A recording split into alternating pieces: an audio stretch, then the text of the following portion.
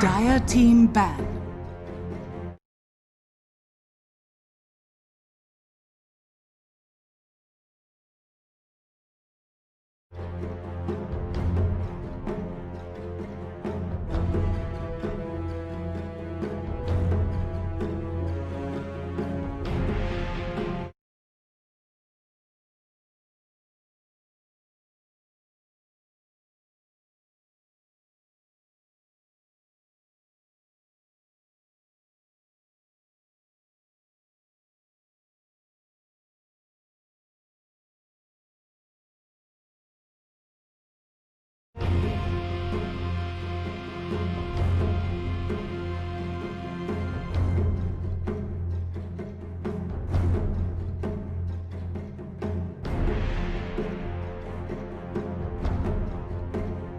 Ten seconds remaining. 5 seconds remaining.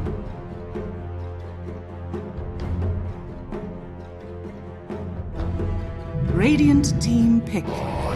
Shadow Demon. Dire team pick. Crystal Maiden.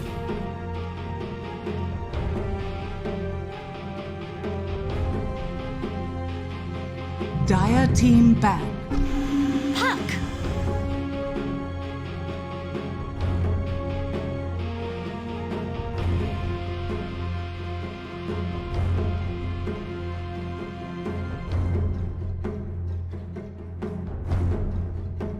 Radiant team ban.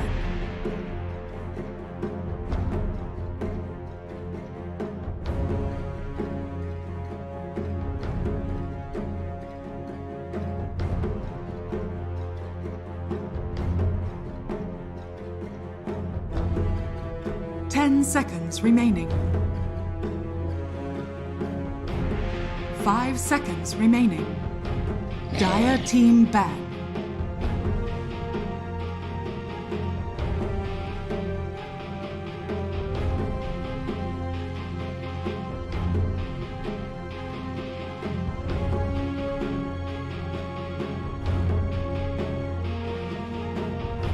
Seconds remaining.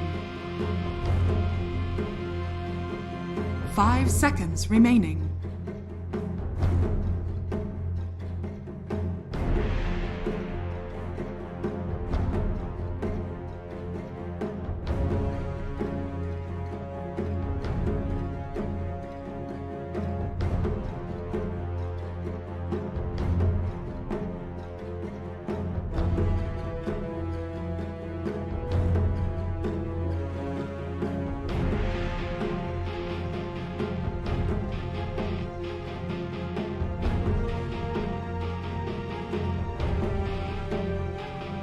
Radiant team ban. Dire team pick. Radiant team pick. The sack.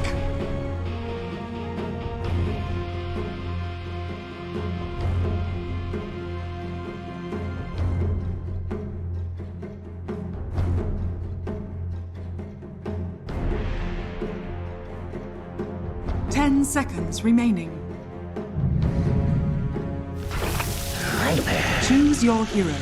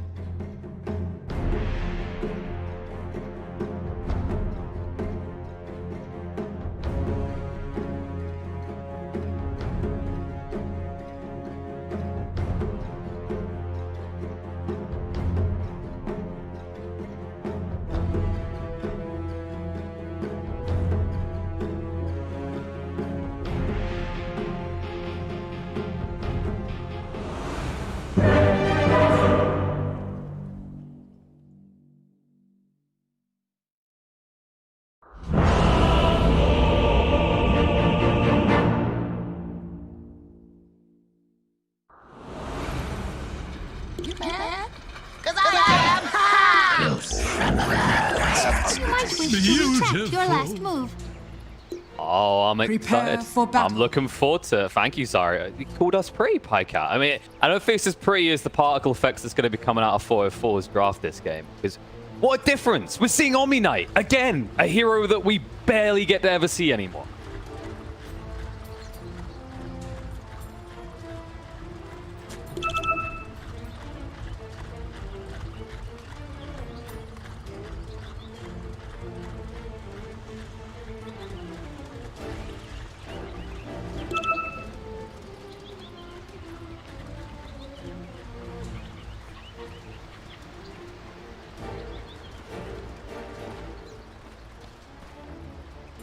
You might wish to retract. Yeah, your it last also move. seemed like it was just bound to start to crop up again with the resurgence 30 of the Shrek, seconds right? That's to always battle. been one of those classic combos. You put the Lesh and the Omni together because what's the downside of the Lesh is usually you're this kind of magical glass cannon.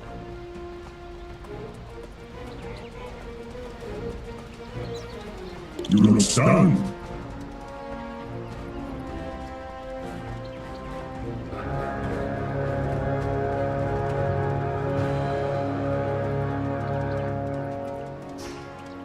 The battle begins. Yeah, the way you just when the best Dota is when we see the teams focus on how they can maximize their own draft instead of getting obsessed in, oh, we're gonna counterpick this hero, we're gonna match up better on that lane. It's instead look at how these teams come together because like 404, they've got these good saves, they've got these kind of strong resets in terms of stopping damage, and then VP, I like how with the Viper and the Juggernaut, they've kind of gone for their own attritional warfare where like, okay, you're trying to tick us down over time, but we can match that. We've got a Viper, we've got this healing ward, we've got this Timber sword.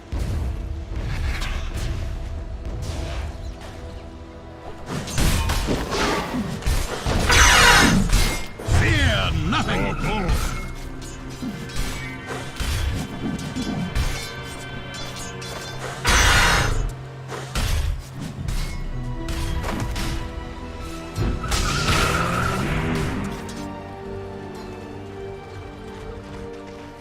Look out for fallen rock.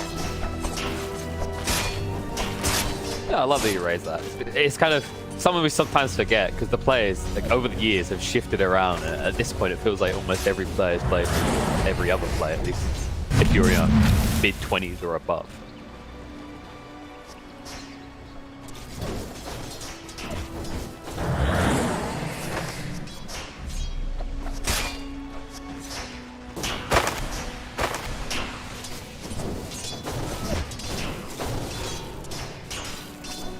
Don't mind me. Face it. Well and deaf. Yeah, also you can dispel it, right? Because it comes with a spell cut. So overall, Timber shouldn't be the most worrisome of the... Solo, definitely no stranger to Omni Knight. I'd say he was like one of the more memorable Boss 5 Omni Knight players over the years.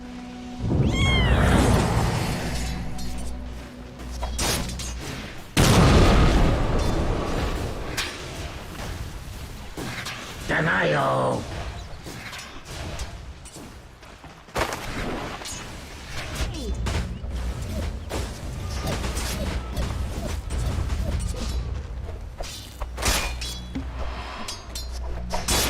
Yeah, it's like GPK, it's a bit surprising. Most people would have expected the Croson spin, right? Because you're up against all this magical damage. But I guess against the Shrek, and he's a glass cannon, so if you just keep whittling away with the poison attacks, he can never trade effectively.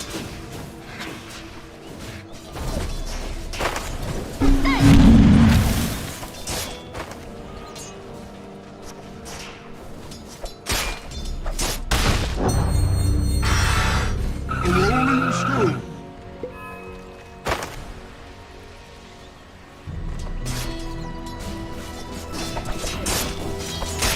He has finally got 1 point Croson skin. I guess like just for the 1 point, it's pretty high value, right? Make sure Sumail can never trade.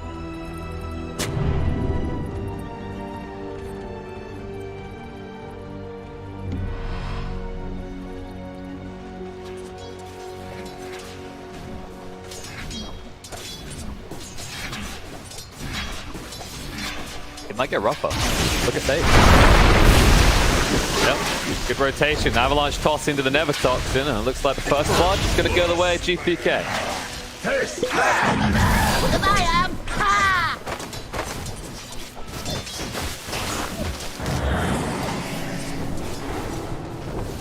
Radiant's courier has been killed.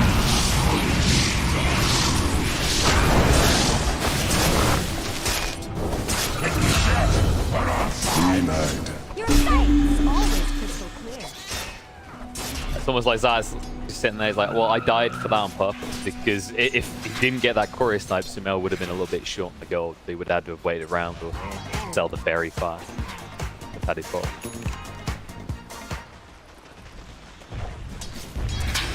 Radiant structures are fortified.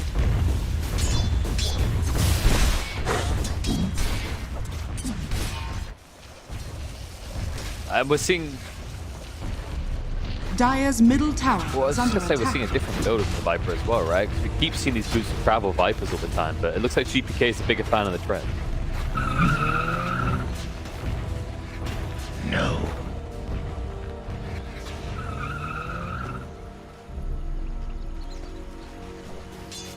Radiant's bottom tower is under attack.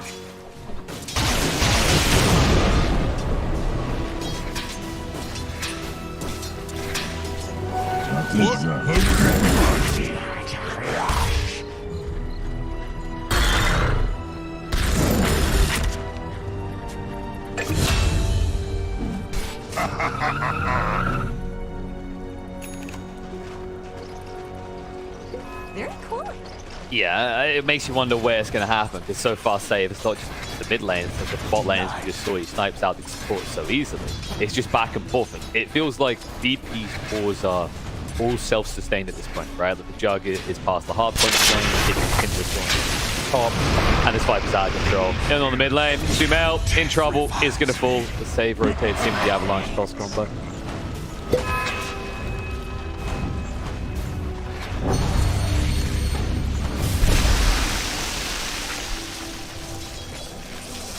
And of course, Safe's always going to have mana as well because he has that CM, right? So you just got these pranks, and it's never. It doesn't feel like the times where we see Tiny has to chill, buy some extra clarity, get the mana. He's almost always going to be up and ready to kill something. Illusion. No sorceries avail. Well, GK already had the ball. It was just married to changed by what he wants to next. Stun coming out with the rotation. Viper is going to fall here. They will find solo in response, but it's after the fact. Much needed kill for some now.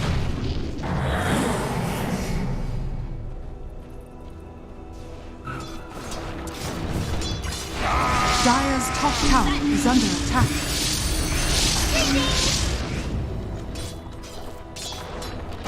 He's switched it.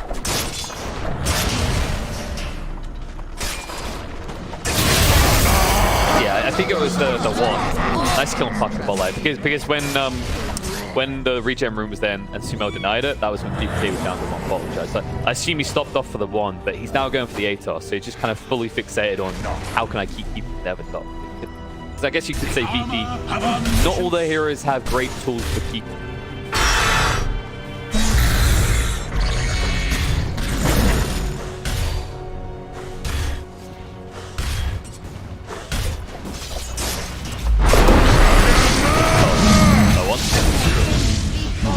He just got back. That was 5 seconds in and then just gone. Dire's structures are fortified. Dire's middle tower is under attack.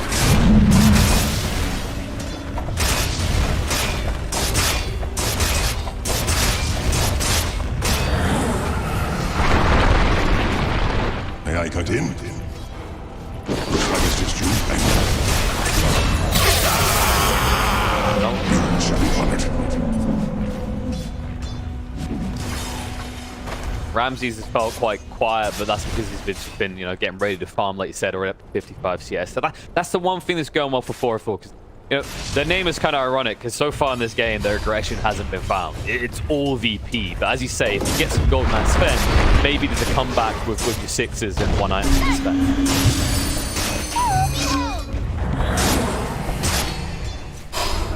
Dire's middle tower is under attack.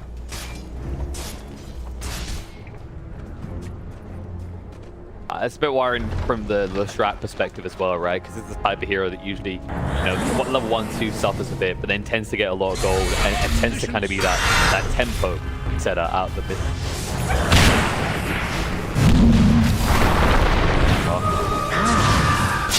Save. Uh-oh.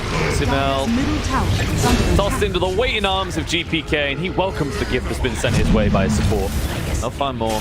Diet. Slowly but surely going to be run down. And you just hear the god strength in the distance, but it's only for one thing. They might. I don't know if they saw him. Is under attack. Radiant's bottom No. tower He wasn't is sure. under attack. Look at where the wood is. They didn't quite have vision of what Ramsey's doing there. Right. We're going to punish him. No! Dire's top tower is under attack. I mean, I think for them, they're happy with that trade, right? That's a level 5 Omni for a level 6 CM, and you did get your hands on the Ancient. So all things considered, for 404, they'll take that. Dire's top tower has fallen. Radiant's courier has been killed. Your last move.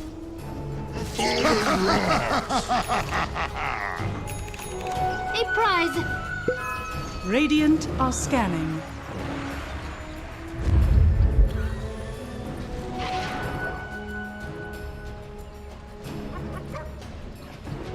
Gold! Dire are scanning.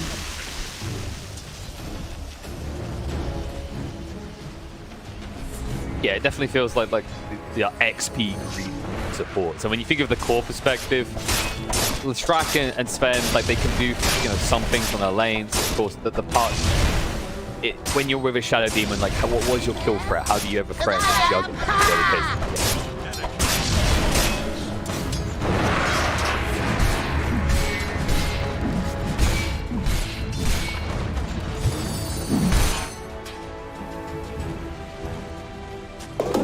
Dire's middle tower is under attack.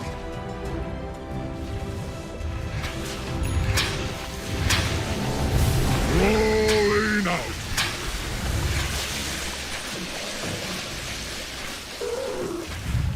Yeah, because I think it'd be fair to say the VP's is under attack. kind of on the clock in terms of how their draft functions, right? Like this Viper, he can bully through that mid game, but this Timber, like we said, he won't feel that great in this game. Omni Knight and also the Jug won't feel that great with Zombie Slash because of the support combo we mentioned. Shadow Demon. Dire's top tower is under attack. Radiant's middle tower is under attack. To a future. Dire's Team top Sumel tower was delivering is under himself to the attack. Blue Factory there as he walked into Epileptic Kid, who did not hesitate to throw out the Omni Slash. That's the false sense of security when you have a haste rune in a bottle, I guess. Dire's bottom tower is under attack. Dire's structures are fortified. Yeah, I think that was confirmed. Like, it is at least around 120, 150 MS, I think he's dealing with. Ooh, toss back. Dire's bottom tower is Gonna go for this. I don't think you... yeah, they might be able to get him now, but there's gonna be a Guardian Angel. They're throwing everything into protecting him, man. I don't know if it can help enough, though. Ramsey's been for a low. Dream Cool turnaround's gonna be there, though. Tiny will blow. DM down to half HP as well. He'll also be the next target. As they counter-attack and strike hard, they take down 3 members of VP.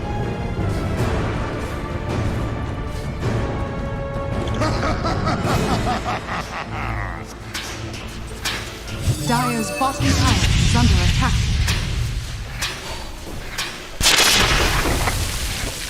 No one. He can't dodge all this. He got a little bit cocky. He thought maybe Wayne Rift would get me up to the high ground, but those slows overwhelmed him. Yeah.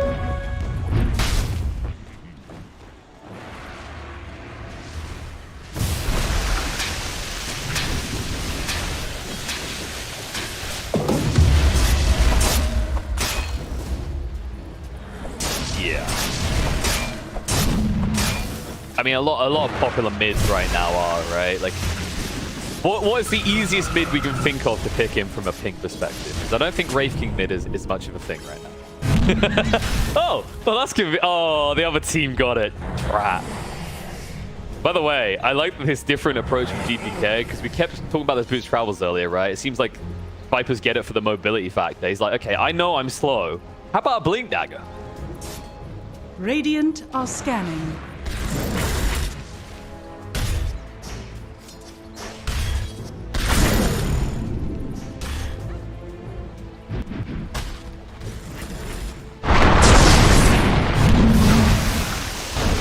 You've got to be flashy, right? Yeah. Just want to see him pop off. Like, you know, it's GPK, you know he's going to murder people one by one, but I think if Sumail gets in control of this game, we'll be able to run into this ball of heroes right now and melt them all. Sadly, that's not the case at the moment, though. Solo gets picked off. Number.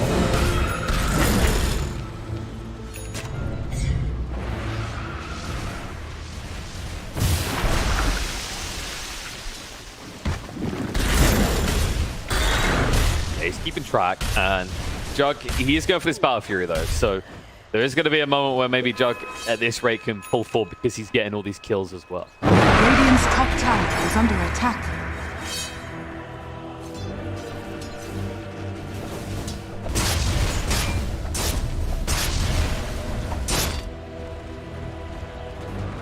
Dire's middle tower is under attack.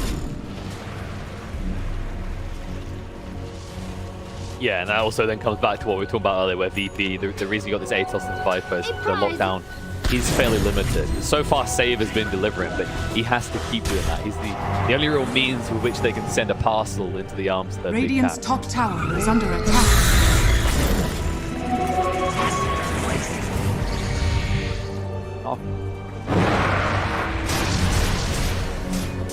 Oh, Radiant structures are he looked the fortified. wrong way. Closer than Sumail maybe realized. I mean, that's a 50-50 there. If he goes the other way, he's going to see it. Of omniscience. Got no way out. TP won't work here. Save arrives to ensure that's the case. They pick off what looks like a fairly easy spend.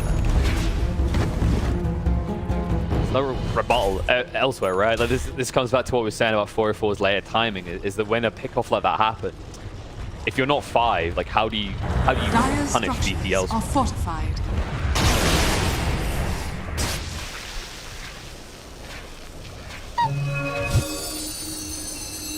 Here I am.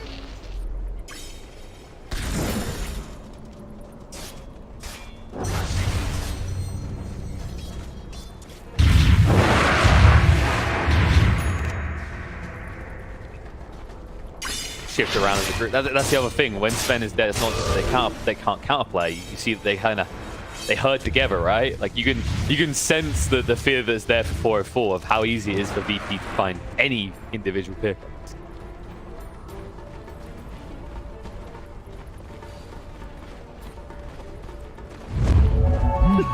Illusion. Hey, he's got an excuse, okay? It is a hard lane to win in the first place, though, right? Viper versus Dire's top Illustrator. tower is under And attack. GPK is not exactly the biggest pushover when it comes to his mid performances.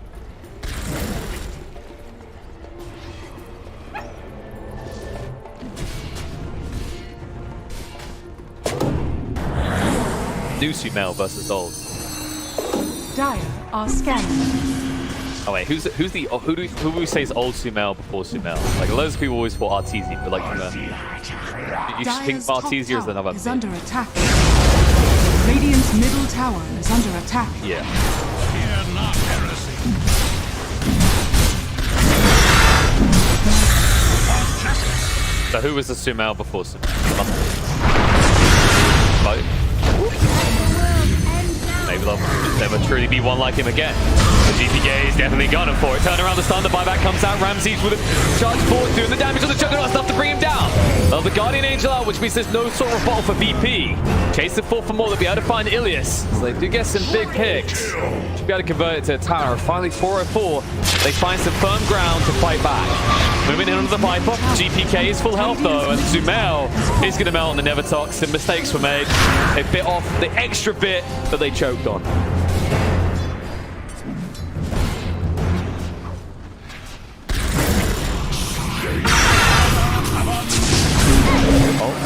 Radiant structures They might have him still. He's been brought. He's got the BKB just in time, but the problem is the damage is already on him. He was always going to tick out at the end of that because of the demonic purge. I'm not even sure it was worth hitting the BKB there.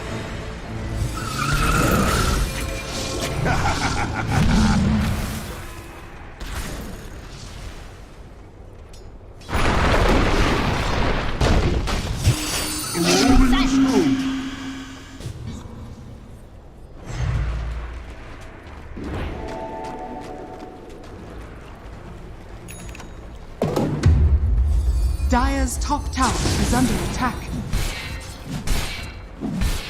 I was just watching Fabulous right foot to Ramses will break. demolish anyone standing. Impurities. They make it look so easy. Are scanning. He's going for this Kaya for the BKB as well. I don't know if BKB burst would necessarily save him though, right? Like he's still so squishy in this game, Radiant's even just with the bottom physical tower damage. is under attack.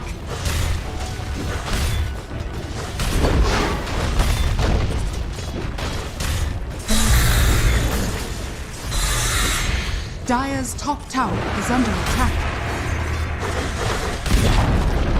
Dire's top tower has fallen.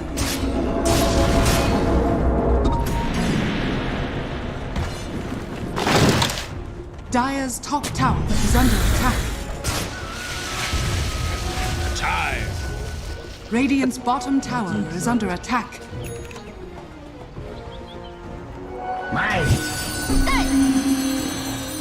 Yeah, and also like in terms of scaling it later, Silver Age is very good in this game, right? Against the Viper, against the Timber. Like there's plenty of heroes who utilize that item again.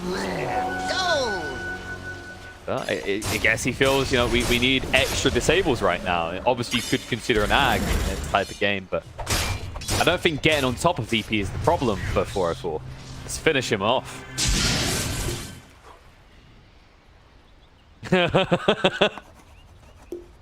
He's got a loot. Oh no. Yep. That's what they just pointed out.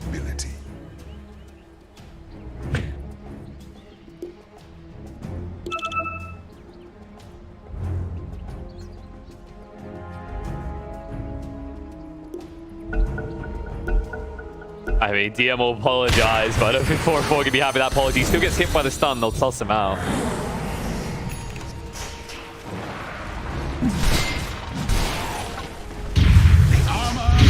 I feel like that was the plan in the end, right? Like, now you've still got the illusion room, which is an extra dispel if someone can't save it.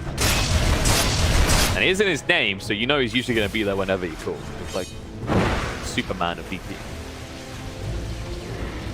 Yeah, I am curious to see if we're going to see the... Yeah, we are going to see the Superman on the side of 404. Ramses queued up the Ags next.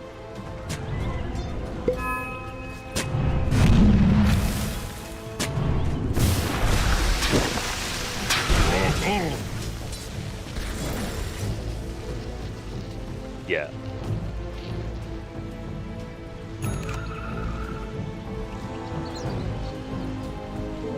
Illusion. Dire are scanning.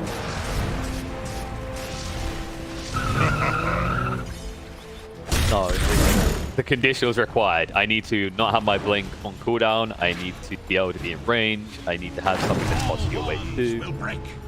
Whereas on 404, it's like, look, we just press our buttons and nobody can die.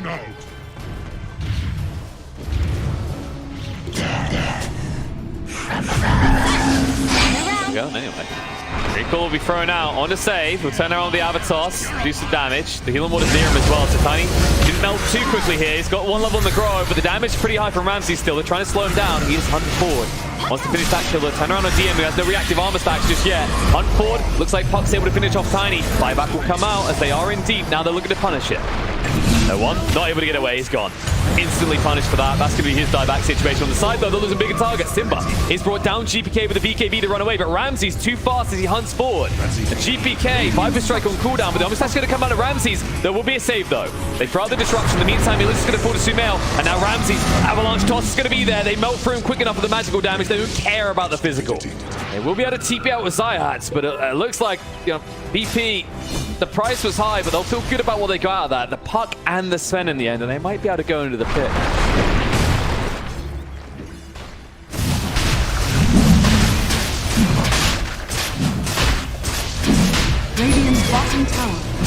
attack.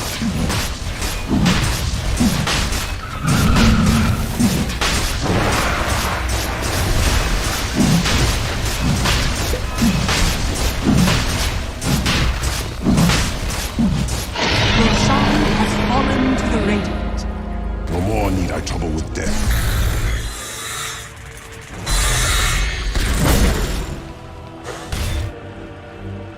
That's a. It's one of those kind of weird scenarios as well, right? Because there is a ripple effect from that happening where no one then dives to tier 2 with all his spells on cooldown, and that's why he then dies in tiny buyback. But at the same time, as you say, Ramses, he must have a clear plan of this. I mean, the Orchid definitely has some value in this game. You can appreciate the need for that extra silence against people who don't have ways of healing. Radiant's bottom tower is under attack. Oh, that's true. This'll come in handy.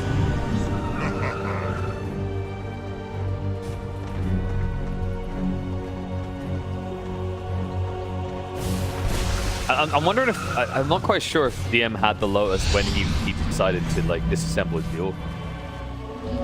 Yeah, so it should have been obvious.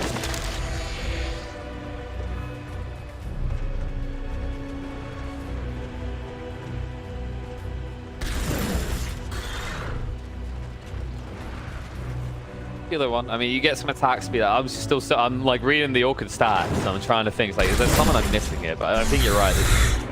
It's definitely not a traditional, conventional way to build your stuff. Yeah, but in this game, Radiant's right? bottom tower is under attack. Dire's top tower is under attack.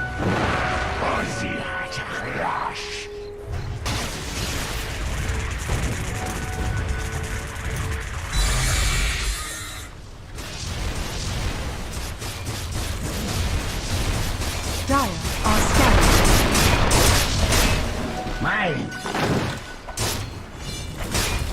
You might wish to retract your last move.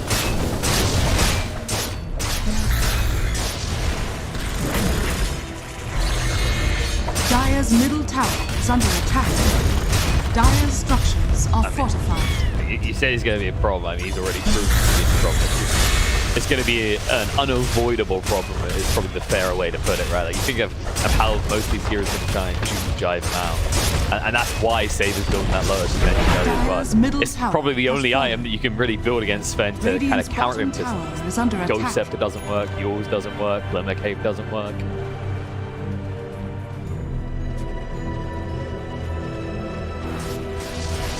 Especially for a level 15. It might be the strongest level 15 talent in the game.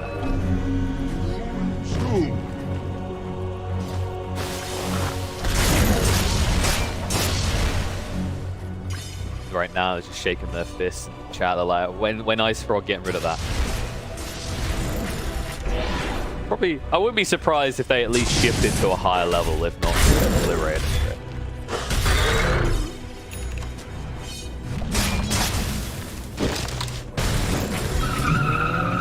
Yeah.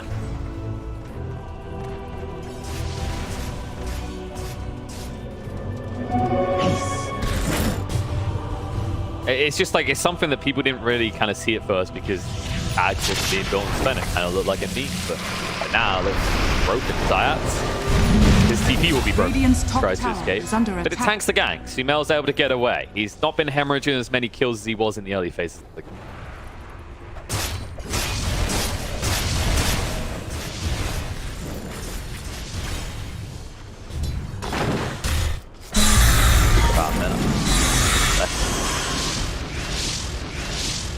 Still try for one more play.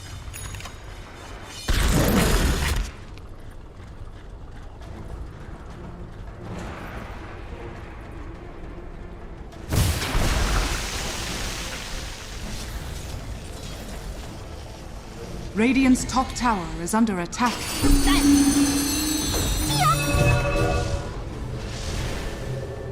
Elderly don't know retreat, so that's going to be Ramsey. Plate mail next item.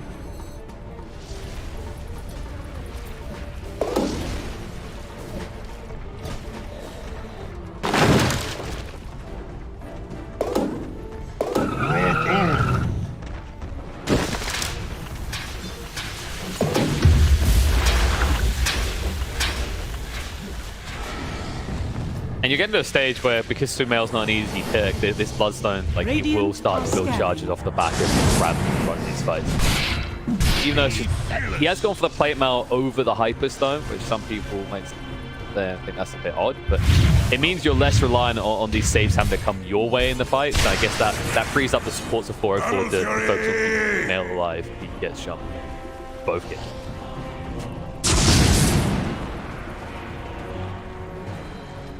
No. And that's the thing. Usually the save with like a disruption or like a guardian angel will be there. But the moment they do that, we see what happens. Usually his VP turn and kill Sumail instead. Dire's top tower is under attack. Radiant's bottom tower is under attack. And it just gets better and better as the game goes on. You know, you get to level 20 on that Omni Knight, minus 3 seconds, so you can just have perma uptime on the Sven.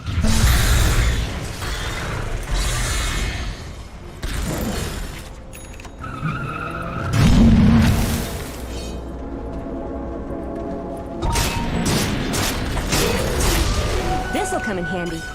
There's going to be a big focus on the opening of these fights, right? Like, obviously, it goes without saying you got Sven and Puck on one side, but if Epi gets in on the right target with an Omni Slash, they're not up together, which you don't want to do against Omni Slash at this stage of the game. You could see VP take an early kill advantage in these. Dire are scanning.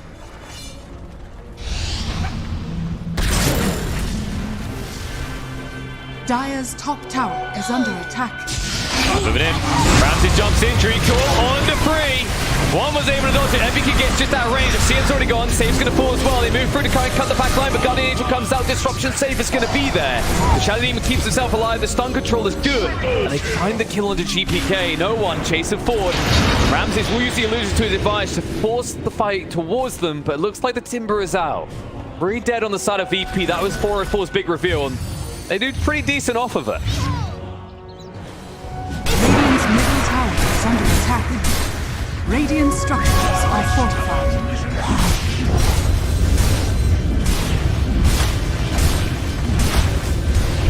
But, I mean, they were fortunate not to have 4 dead, right? They almost, very almost caught Epi in that as well. And obviously, you know, you're going to be stuck in there as the Juggernaut with the Ags down the park. Radiant's middle tower is under attack. Might count the lucky stars they didn't hemorrhage the big bad carry in the Juggernaut. Uh-oh, they might hemorrhage this though. An ambitious TP attempt by DM. Top tower is under attack. He's stuck here now. They're actually just interested in the tower first before they turn their attention towards the Timber.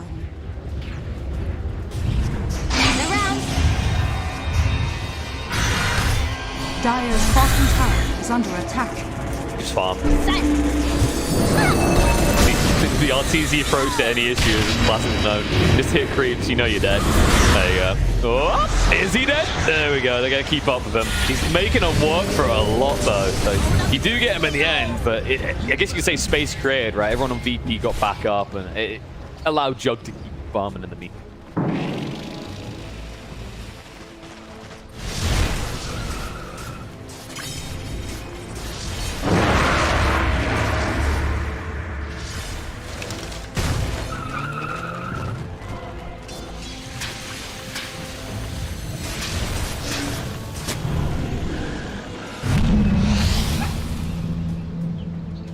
Radiant Mel's also catching up as well, like to be able to contribute. I feel like he's scaling better than the Viper now, right? Because GPK, he did go for this build, this magical build, and it kind of feels like when you compare the Shadow Fiend builds, where physical versus magical, right? It's the same situation where his potential as the game scales feels a little bit limited, unless he decides to randomly switch to right the guy. Silence. Be fearless.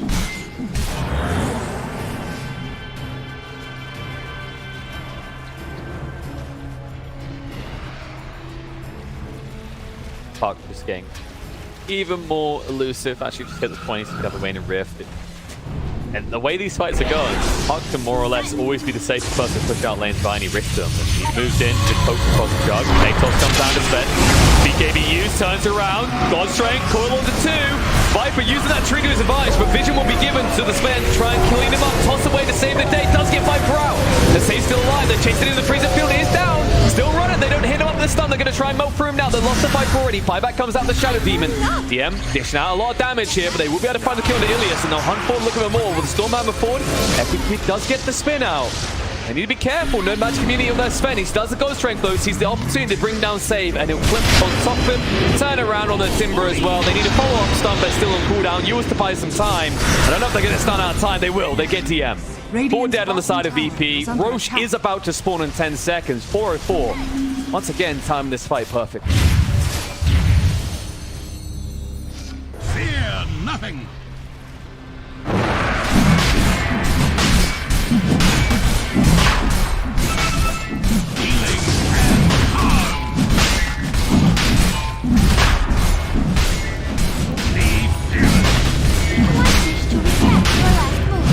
Yeah, you can actually see that now Epic Kid is like, okay, he's queued it up, but okay. I wondered if he was going to buy out on it, because you're in this precarious scenario where with this Aegis, 404 can just get rid of the remaining out of towers and start to siege your base.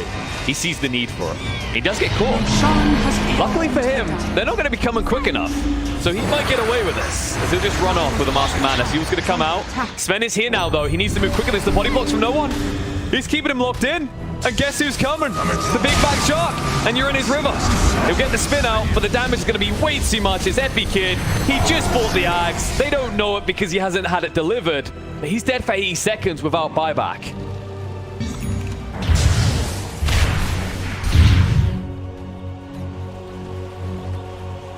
He got interrupted, right? When the puck came in. I think that's what happened, because the Dream Cool's on cooldown. But it was always worrying when we, like, especially when he chooses to buy the Ags that far out base, right? That's the other part. Like, luckily they didn't see him pick it up, so they do not have a clue that there's no buyback on the Shard. So they might be a little bit defensive on 404.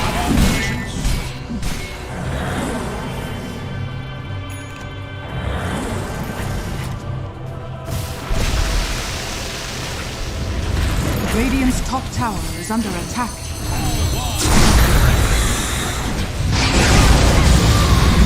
Recall on the 2, moving in. Stun is returned. Ramsey's one out. It's Barrage BKB with the Guardian Angel and runs Timber down. He's dead. Safe. We turn on to next. Also fallen. And stunned forward onto the Viper. Doesn't care about the freezer field. He might soon, but it's not enough magic damage to deter Ramsey from diving the tier 4s. Powers won't stop him either. They'll turn around the DM. He just bought back. He'll be stunned in return with the Lotus. But he's still dead. 95 seconds on the sideline. How the hell do you stop this Sven? Middle tower has fallen. Radiant's middle barracks has fallen.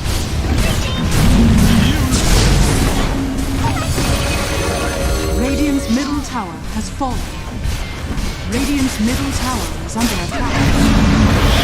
Well, he got the kill. But I don't think it changes anything. Like you said, 404, they just understand. Like, they were very patient in this early mid-game. They didn't try and force them out. They let VP have their time in the limelight where their draft is stronger. Now they're showing why they're stronger. I'll move in. Dream Call come out. Omi's like to bounce around, doing a lot of damage. Does get rid of the Aegis. But now he has nothing to follow up. Throne is exposed, so he has to stand his ground right here. Sumail will come back up. BKB in 2 seconds. No one will cover him. Stormhammer in. Does stun up onto Epic Kid. Avalanche toss in. Sumail isn't going to die though. Bloodstone will heal him up. Stun is a whiff. They'll back away. They'll respect the fact that the Viper is back up. And GPK does go in. Atos. BKB gets forced. Ramses will TP out. And it looks like Puck will get away as well. Solo will even make his escape in the tree line. So, you know, VP, they're still in this game. They're only 1 lane down. But the Ancient is exposed. It's not looking healthy.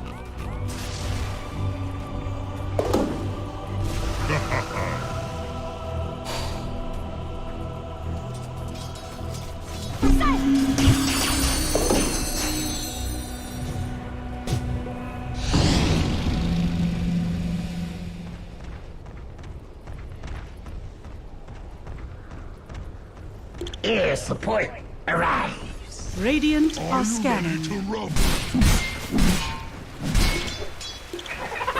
not heresy.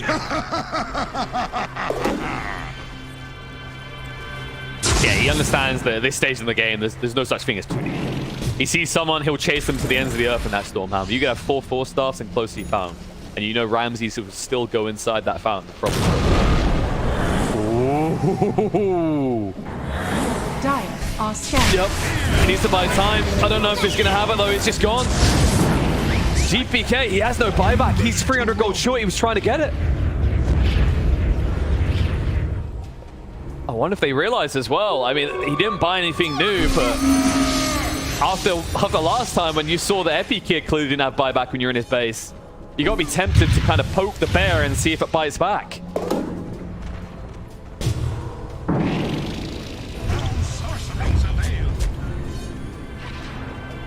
Well, right, they can buy back, but this one cannot buy back. That's the problem. Look at them waiting. Like, okay, let's test this right here.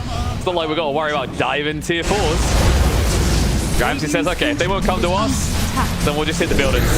Moving in, Epic Kid uses a spin, but that's not the right way to go about this. They just let them hit the prone. They're bringing it low. They'll end the game. 4-0-4, game 1 in their hands. VP already trailing.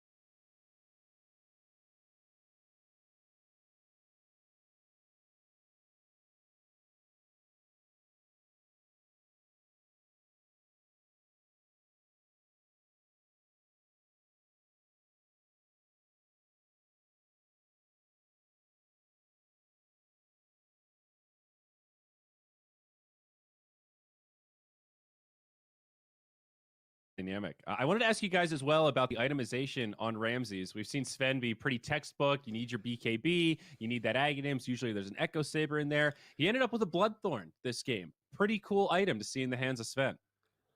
It's basically about that additional lockdown and being able to kill your own hero, right? Like all the heroes on Virtus Pro are very kind of tanky to some degree.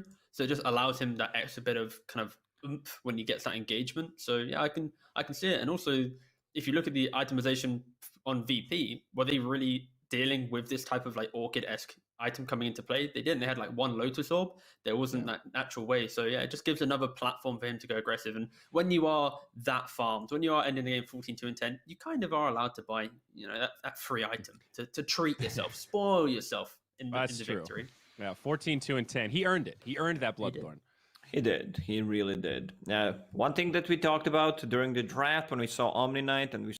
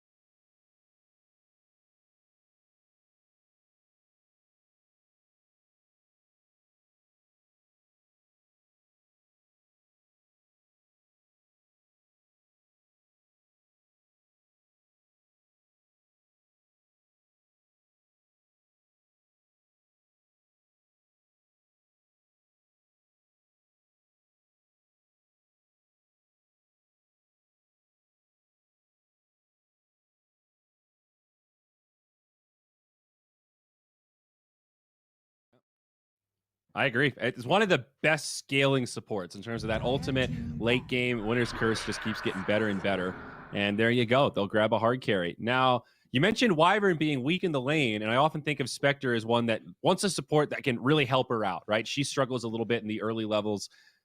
Is this a lane combo that can work? Could this be like a position 4 Wyvern? I'm curious here. So this is actually most likely their safe lane combo.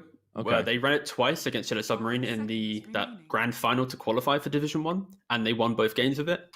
It's primarily the reason for the Wyvern pick in those games was to deal with an IO, but in principle, it's the same idea, right? It's that carry that's going to have that big physical, that accelerant, and you need to deal with it somehow. And yeah, I don't mind it at all, because also the way in which Spectre's played nowadays, you want to buy Blade Mail, you want to retreat to the jungle. What do you want in your position 5? Wave clear. So it does bode well for the Magnus counter, the lane soak, and enabling Spectre to farm without that jungle invade due to you losing your tower. Wyvern is one of the better heroes that, once your carry goes to the jungle to get some farm, you're there standing inside the trees, defending the tower, getting the farm, and one of the hardest hero to catch. Like, you can't really just, cut down the trees and find Wyvern. That's really tough, especially like if it's post 10-minute mark push that you're trying to do. You always need to be aware of that Winter's Curse. But again, he is a weak laner, right? Yeah. We've already kind of lightly touched that. He is very, very bad. What do you mean weak? Like 40 damage weak? Whoa!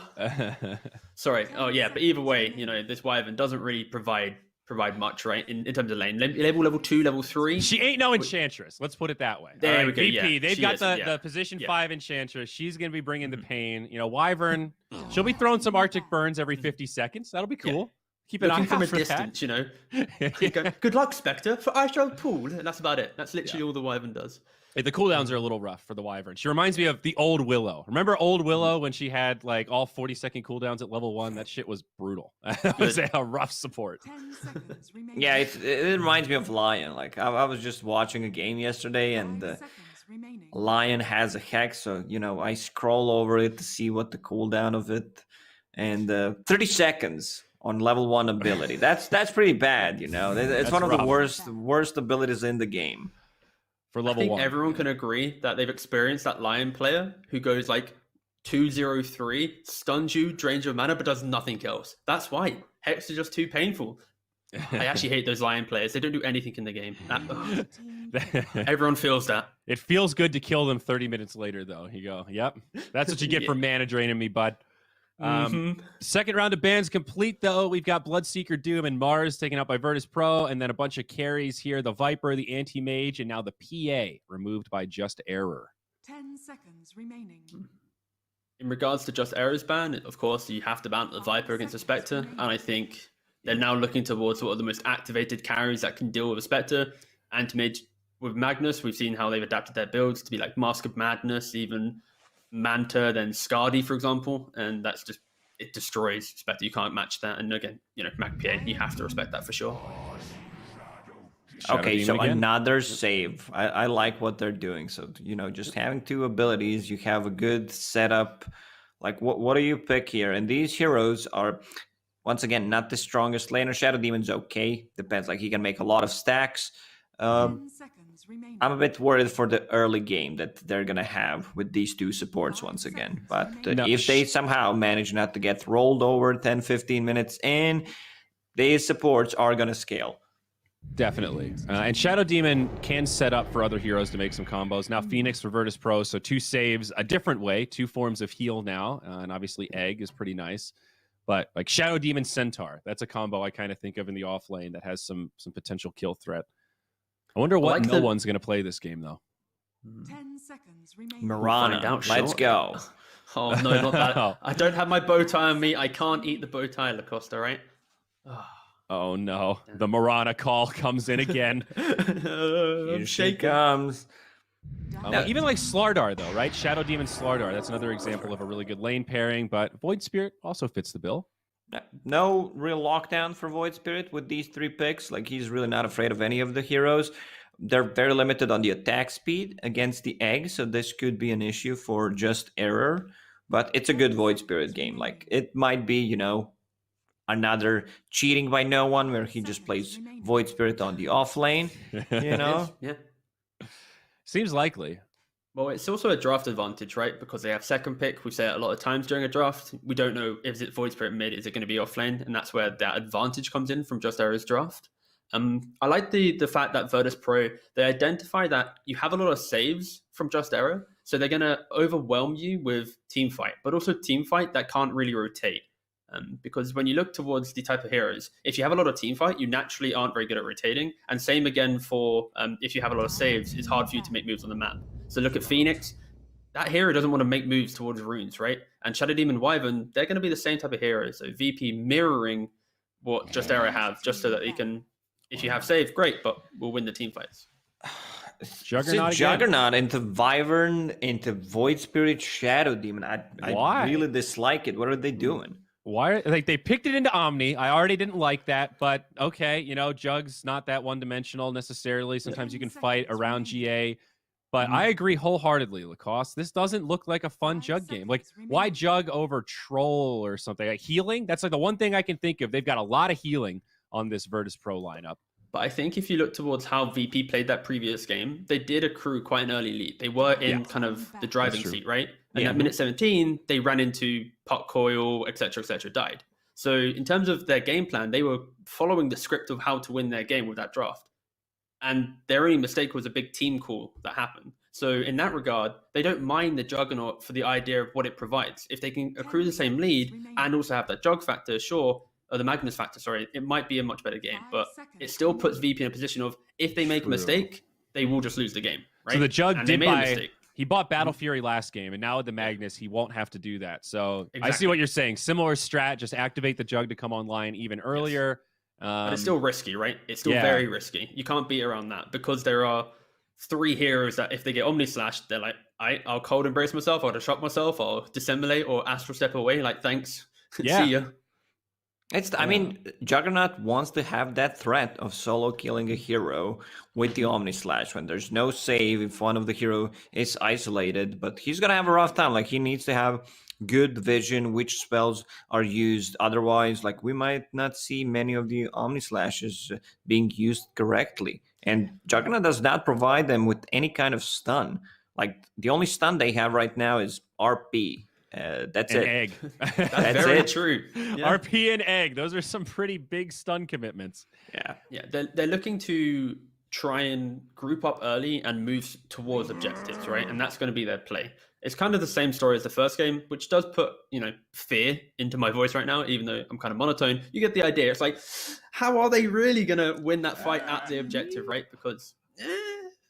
Yeah, I like these final bans, though. Slardar and Axe, 2 very annoying heroes against the Juggernaut, so worth it to take them out if you're a little all-in on this big core. And Storm Spirit, Death Prophet, banned by 404, is now VP have to select their mid. They might get someone like, Puck that's going to hold them in place so that the rest of the team can do stuff. They need a hero that's just going to move around the map, do stuff, make shit happen, but...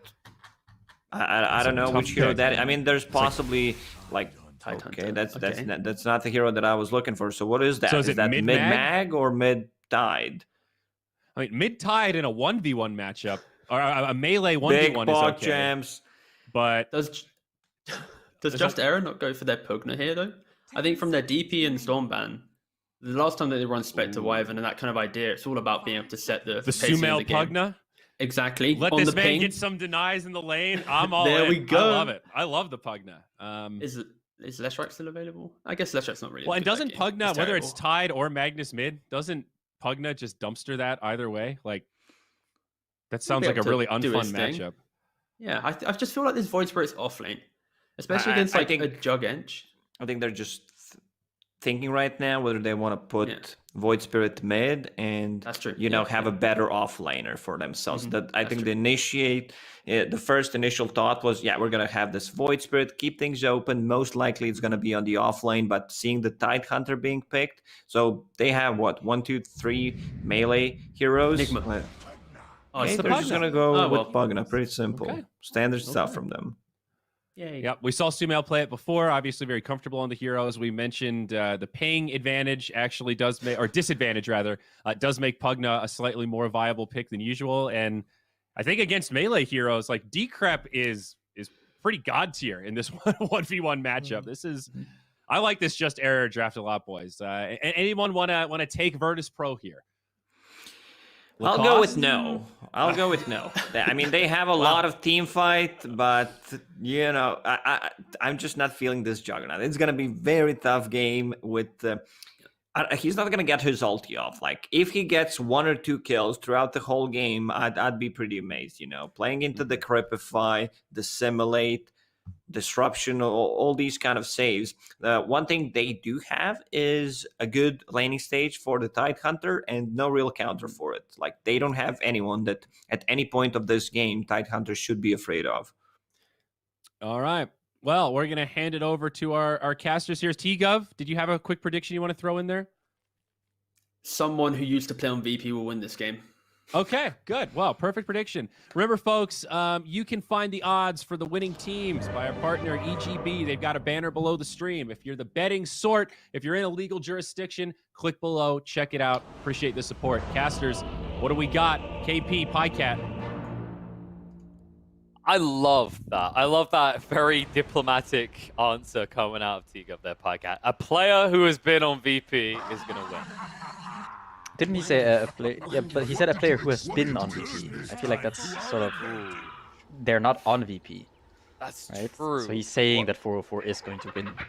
Does he include Prodigy in that then? I actually know because Epi was on VP and then he was off VP and then he was back on VP. I guess that's true. I don't know. So, yeah, I'm covering my Brett. Maybe he's covered all the bases there. Maybe he was that clever, huh?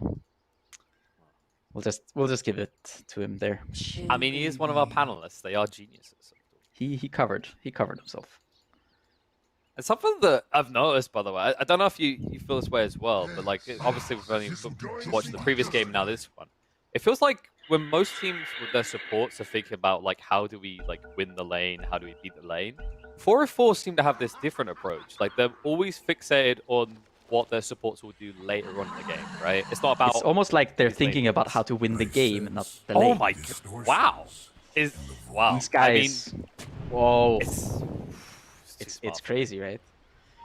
It's like it sounds kind of weird because I'd say for like the last several months it's felt like you win lane, you win game, right? Like I feel we have started to shift away from it, but just a few months ago, like lanes seem to be all that mattered, right? You win your lanes, game is yours. It's very hard to like throw the lead.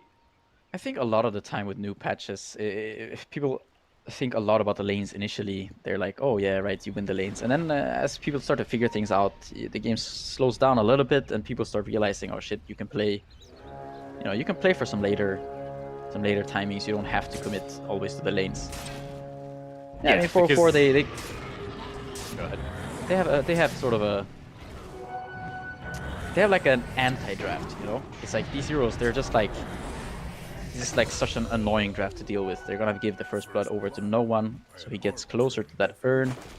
But yeah, I mean, it's sort of, they have all of these annoying spells to deal with. It's the Decrypt against all this physical damage. It's the Shadow Demon with the save.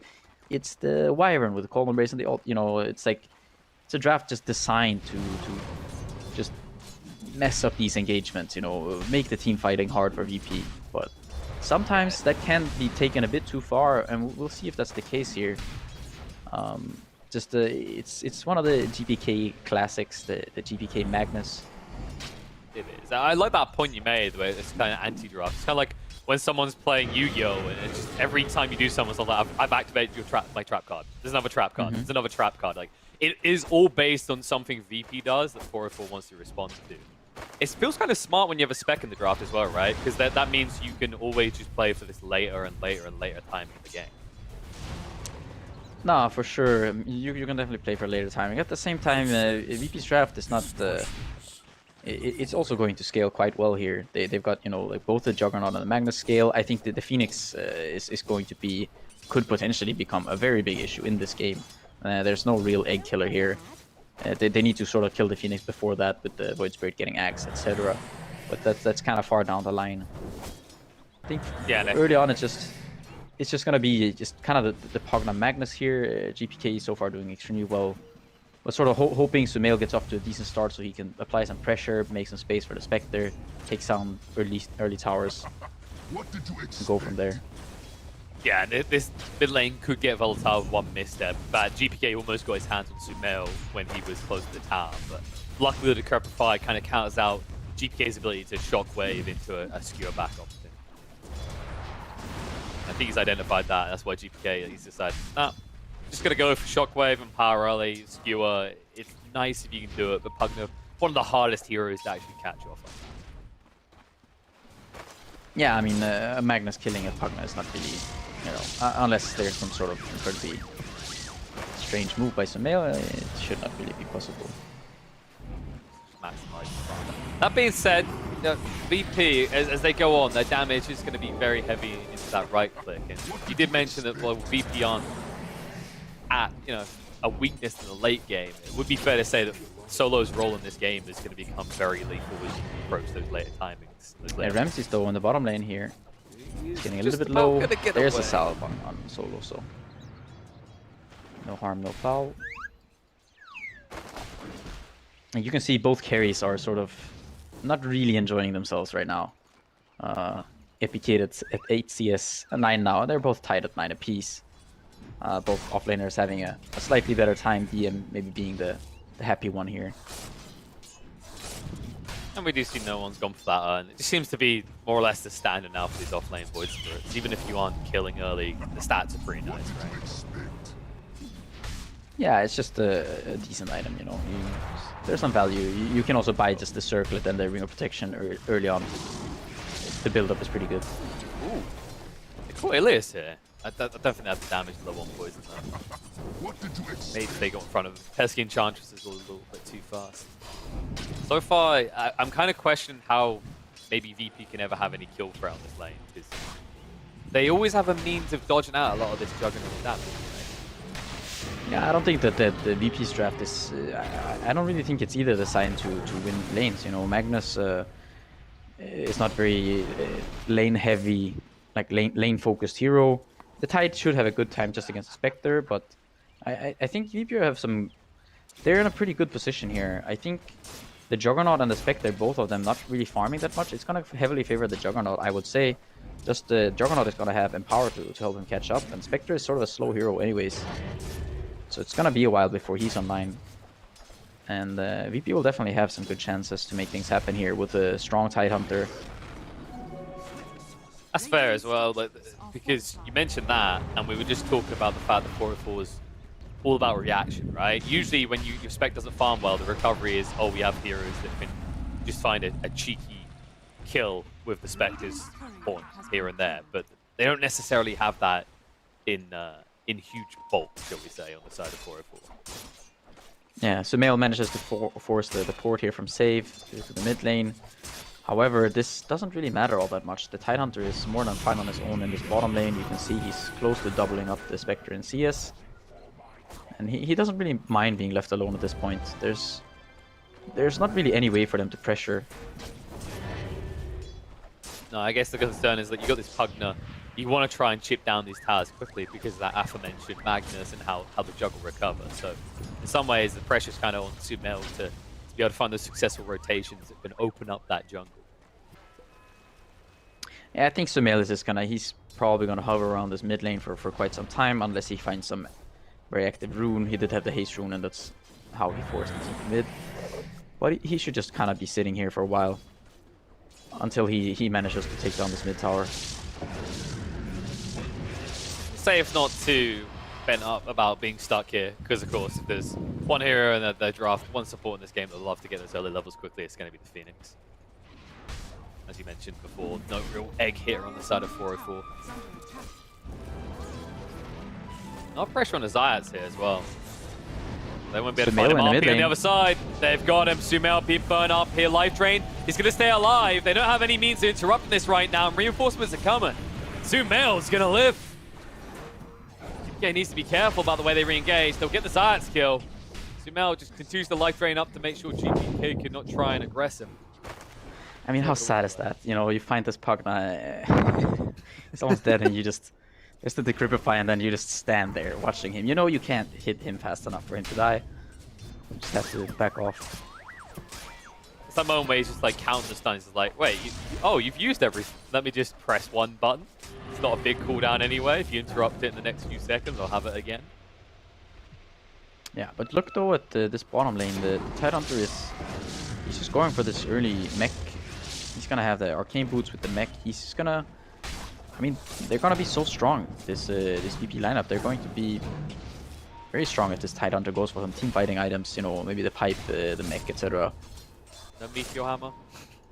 No Meteor Hammer in this one, as of yet at least. We may see him go for that, but I think I would prefer a more traditional build, you know, the Greaves, Pipe, Blink, etc. I think just piling up on the team fights.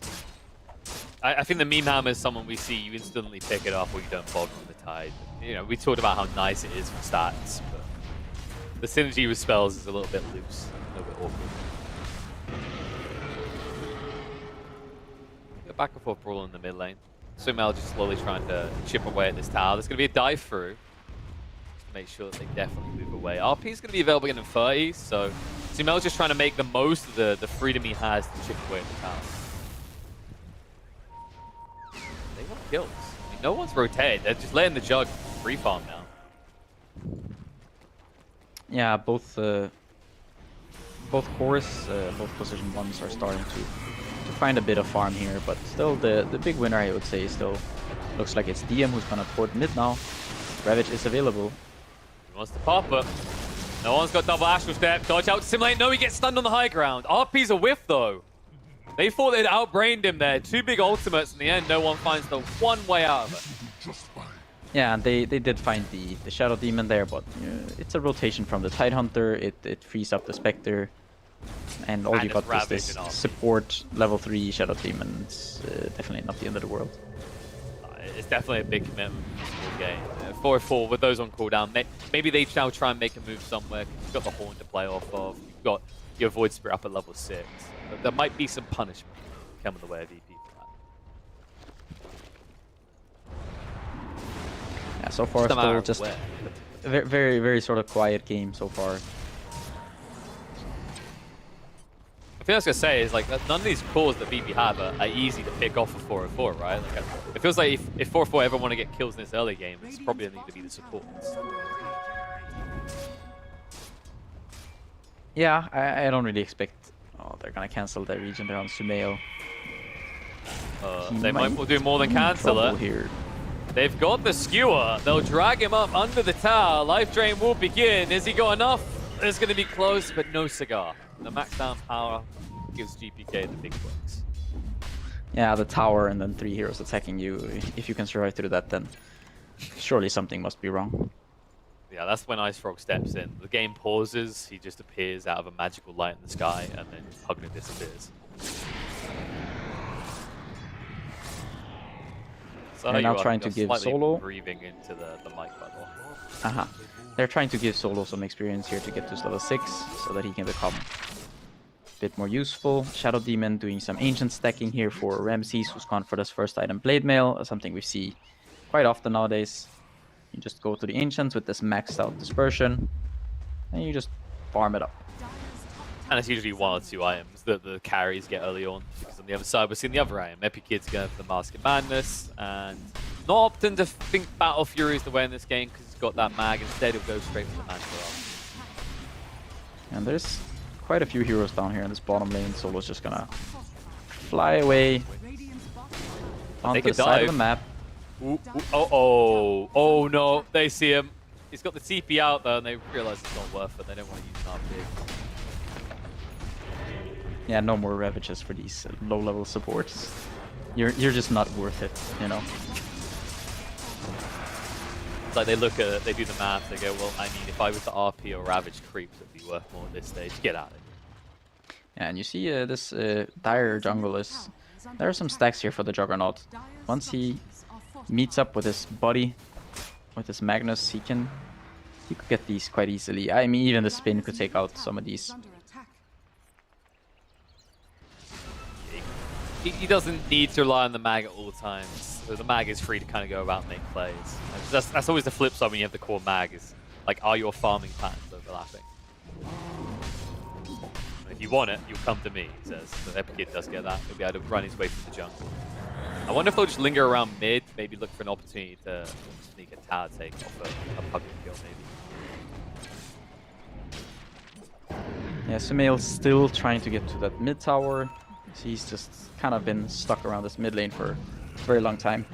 I think he has the range now. He's got the Aether Lens and the Keen Optic. If you can't hit the towers occasionally at that point, I'm not sure Enchantress? Life Drain. Whoa! Yeesh. Not enough. Even And the extra Ramses range. didn't really want to commit to the haunt there. He's a bit too low. They will at least get the tower. I'll poke and prod at GPK. Every time the skewers on cooldown, it's going to be very hard for him to make an aggressive play. No one takes that opportunity. Yoinks a kill quickly. Sumail moves in a little bit deep. Obby Slash bouncing around. Does move across to Sumail, trying to move with the Invis rune. They will protect the disruption and the TP out from Epikid. Sumail is going to live. Needs to be careful though. Gush to slow him down. They could just look to ravage this up and they will.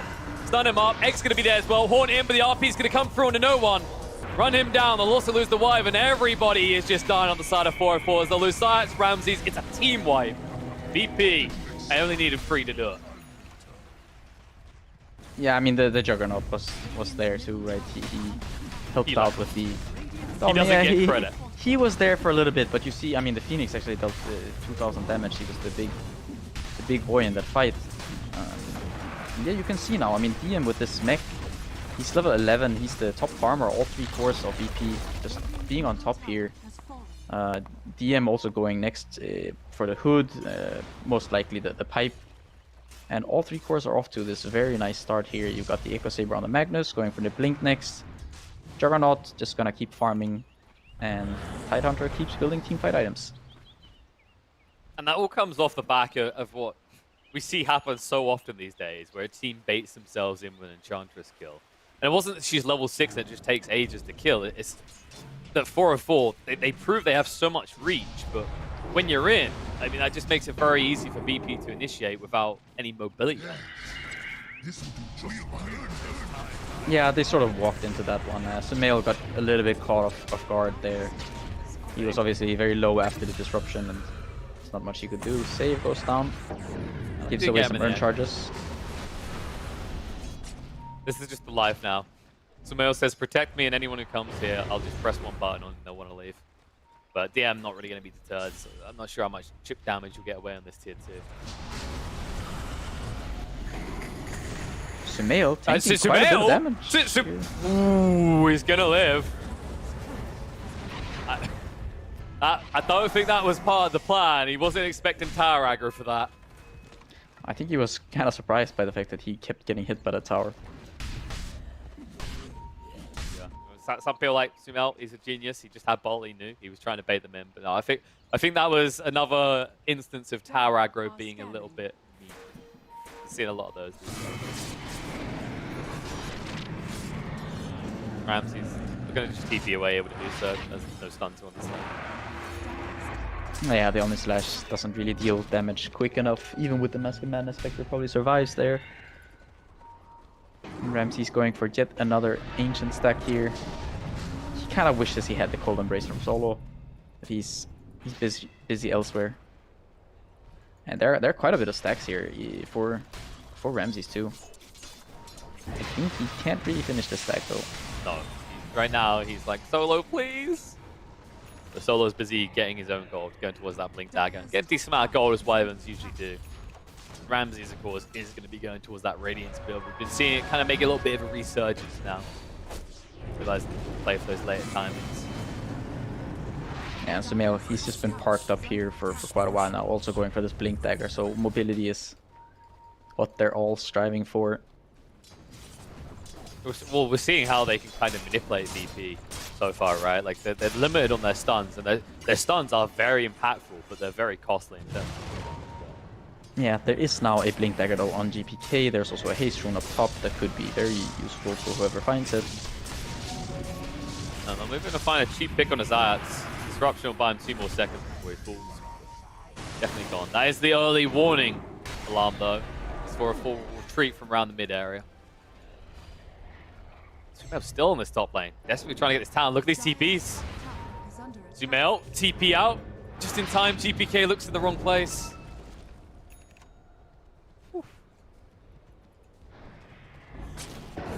carry senses, mid senses rather were tingling. He knew something was definitely wrong there. Is under attack. Keeps him alive. And it's going to be a Dagon build on this Pugler now that he's got the Blink online. Yeah, just a nice item to be able to get some kills on these. Well, especially on the obviously Enchantress, but also potentially on the Phoenix. Maybe even the Juggernaut at some point. Yeah, but definitely a big one is just snipe Elias out before you can Glum a Cape React as well, because that's what he's going for as his first armor choices. Almost all entries doing nowadays. Things will calm down, but like you said, VP, they don't have to be afraid of this kind of calm farm situation. They do just have the power. They have got their Jug at the top of the net worth charts. You can already see Ramsey's starting to fall a little bit behind. Yeah, I mean, this game is obviously quite different from the last one. There's no Omni Knight. Yeah, there's once again the Shadow Demon, and there are quite some tools to deal with the Juggernaut. However, in this game, there's a Ravage and an RP, which means that you have to position yourself incredibly well as 404. Their heroes are very, very squishy, except for the Spectre.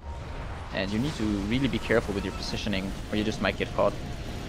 Hence those Blink Daggers we talked about. The solo is going to be the most crucial one. Like I said, there's no Omni Knight, but Cold Embrace on an individual target will have the same effect. So if you catch Jug just Omni Slashing one individual, you can completely nullify his ultimate. Yeah, I really like what Demon is doing here. I think this build is very nice. This game, you know, a lot of the times people tend to follow trends. You know, you just buy this Meteor Hammer because you see other people do it. But this game, he recognizes he just needs to add to his team's team fight. And he's going to be very useful, just as a walking shield.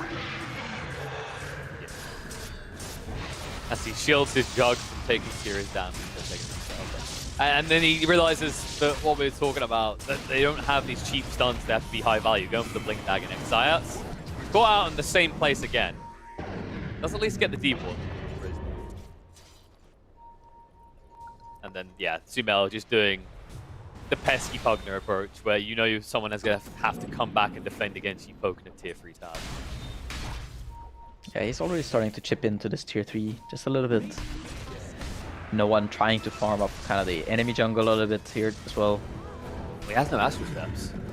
He's got the Assimilate, but if the kid's waiting, Spin's going to be there. He's fine enough time to have the Astral Steps to get away, though.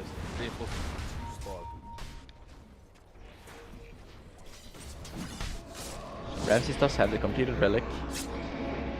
Well, not the completed relic, but the relic, and he's going towards that Radiance.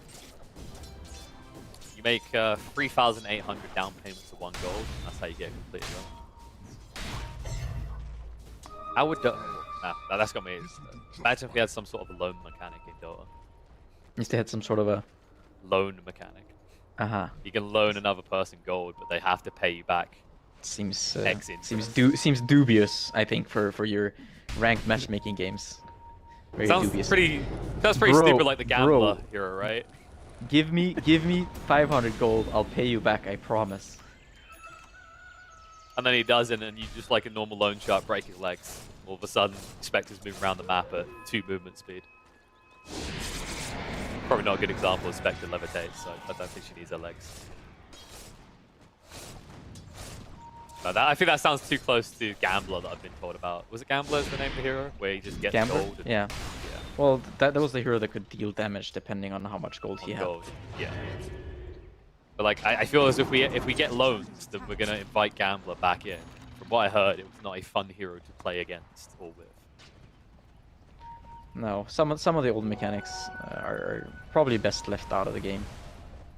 And there's gonna be now the Radiance on Ramses. Once again, 404 kind of finding themselves in the position where, you know, they're behind in the game, but they do have ways of fighting back. Their heroes are going to continuously keep scaling.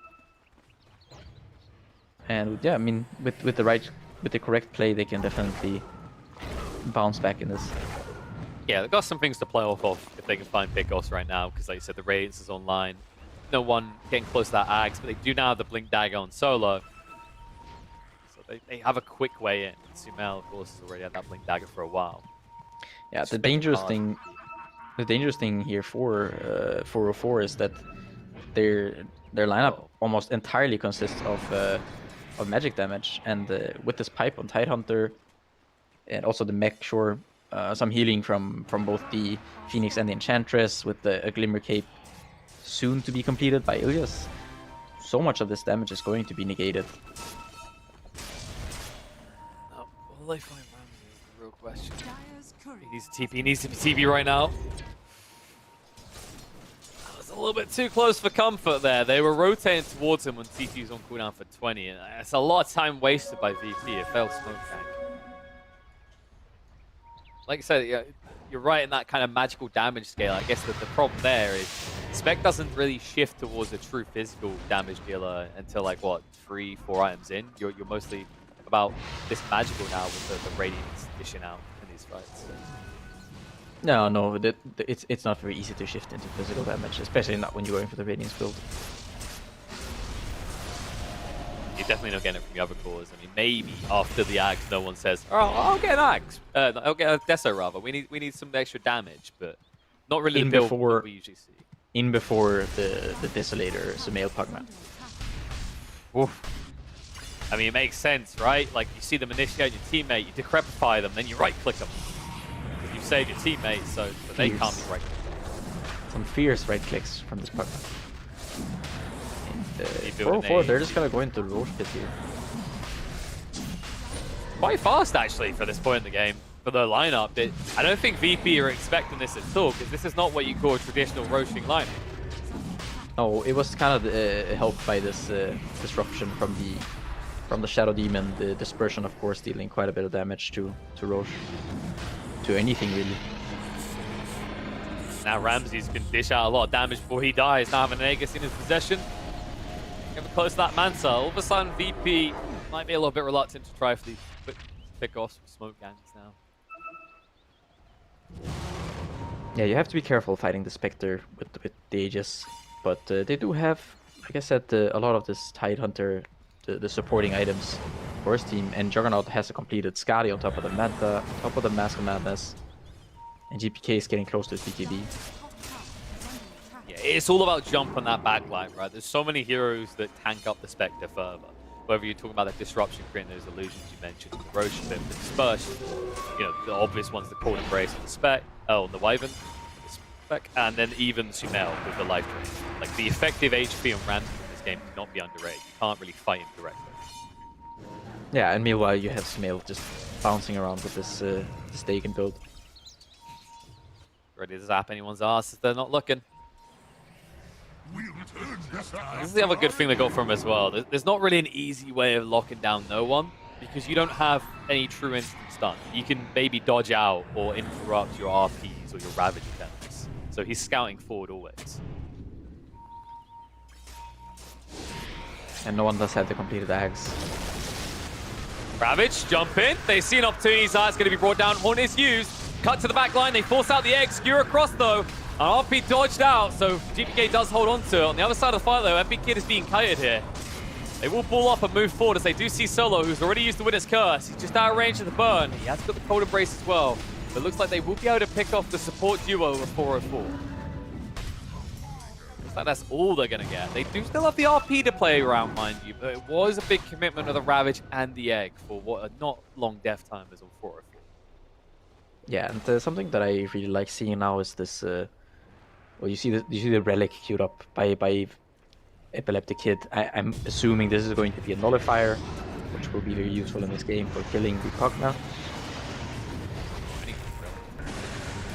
Whoop. Jason. No one just messing with him. GPK being whittled away out. They want to try and force the BKB out, but it's just too much sustain. That's what you kept mentioning. 500's build ensures that anytime they commit something big, it's going to be for something in return. No one's and also the healing ward is helping out. Layers upon layers. So Ramses is making the best of the situation. He says, okay, if they're all going to screw around the mid lane, I'll get a tower in the bot. No haunt for 60 means they can't try and make a good aggressive play for the moment. I guess that's the big concern as well. It's like VP's cooldowns don't really feel that detrimental when you think of how much 404 are relying on the Horn to do anything. Yeah, loading away. Moving in on the Epic Kid. No one cuts the back line. RP's going to come out though. It does connect. Void Spirit Bit of trouble, being dragged back, able to move away. Ramses is going to go over the Aegis though. No one stances them up. Moves away with the Astral Step. They need to help out their spec. Blade Mail gets activated. Jump in with the egg being thrown down. They'll try and right-click through it quickly. Witness Curse will buy enough time. They'll get rid of the egg. With that one being scrambled, they'll look to back up a little, force GPK up to the high ground and zone them away so they can take the tier 2 tower. Yeah, they managed to get the Phoenix egg. It's not gonna be easy to continue this fight though. They do have the horn, but no Winner's Curse can make you a little bit reluctant. You don't have that big fat stop what you're doing and hit each other. Horn, there it is, cuts the back line on the Elias down to half HP already, but the Glimmer Cape protects him. No one has no Astral Step, has to wait 2 seconds. Ramses hit up, Cold Embrace will protect him. Ravage chases through, but he's in the tree line. Skewer across is good. Ramses falls and no one. Chased on 2 next, they decide to stop for Zayas. It's an easier kill, but they know that no one has committed all of his resources. He's got to dissimulate, but no Astral Step for 10 seconds. They have no way of stopping a TP out, so he will at least get away, but the price is high for 404.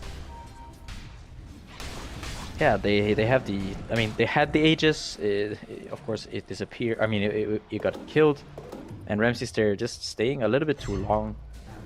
It's very difficult to continue that fight when you don't really have any spells. Ragnar can't go in too deep, and, well, you basically have 3 kind of support heroes with this Pug now. Void Spirit scaling a little bit here, but this lineup is very centered around the Spectre. And right now, the Spectre is not really farmed enough to be the centerpiece of this draft. No, it's more or less when they go in, they're sitting there going, okay, how will we make them kill themselves with the Spurgeon right now? That's what it kind of feels like. There is some uncontrolled damage, but not enough health to make the Spectre truly formidable. Yeah, and look at the I mean, what a guy. He's got the blink, he's got the mech, he's got the pipe and the Vlads. He's just for the team, man. For the team. I love the way he parked himself in that previous fight, right? The aggressive blink forward. It's like, well, I don't have a Ravage, I'm not that scary, but guess what? None of you squishy heroes can run past me. That's gonna hurt you too much. Yeah, and TPK he's queuing up the Abyssal.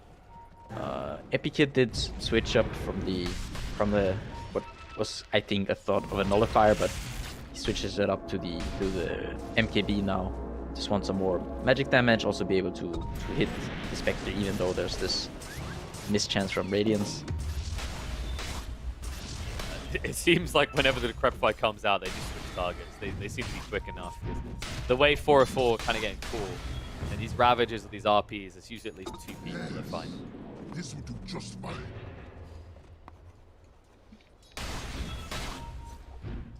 Gonna find someone in the top lane. Mel is gonna back up ahead of time. No one's gonna linger around. He's the only one who can try and just shove these waves out. It's gonna be that way for a while until that Abyssal you mentioned comes out, because nobody else is building any sort of instant stun. At one point, Save was considering, I believe, a Sheep Stick, but he switched up for a much cheaper Glimmer Cape option, which is still a little way off. Sumail almost has the full dig on 5. But yeah, I mean, there is a lot of magic resist for coming from this pipe. And even the spin on Juggernaut, the BKB on the Magnus, and of course Phoenix just kind of able to use the egg whenever. Yeah, and also that aforementioned Glimmer Cape he's building towards. Like, Ilias already has his, you're going to have double Glimmer, and as you mentioned earlier, 404. It's all magical. Such an easy game to counter the damage from your team, your opponent's team. Yeah, we do see no one. He's queued up this Deso here. So he's going to be at least doing a bit of right-clicking. They're trying to punish him here, and they will. RP's going to be there. He gets the first hit bash to ensure that's the case. That's no one gone for 60. What did you expect? What did you expect? Pesky split push from 404. As no one else on their team can really safely shove out these lanes. You saw how risky and close it's been for Ramses multiple times. Yeah, it looks like Ramses gonna go for the Skadi himself here after the Manta. But Epikid is very strong on this Juggernaut. The next row should be up relatively soon. And he's building towards the Silver Age next, so they'll have the means to counter out Ramses as hard as he's trying to counter out them right now, and the sustain that VP have. question is, what do you do when no one's up? I don't think he's likely to buy out on this Deso, considering the state of the game that you're at right now. He has the Enchanted Quiver, so you're upping your damage again, but it's another type of magical damage source. There's got to be some sort of pivot point that one of these heroes can make, and I'm worried at this rate we're going to be looking at late game Winter Wyvern right clicks as 404's physical damage solution. Yeah, that's seems so like sort of a pipe dream.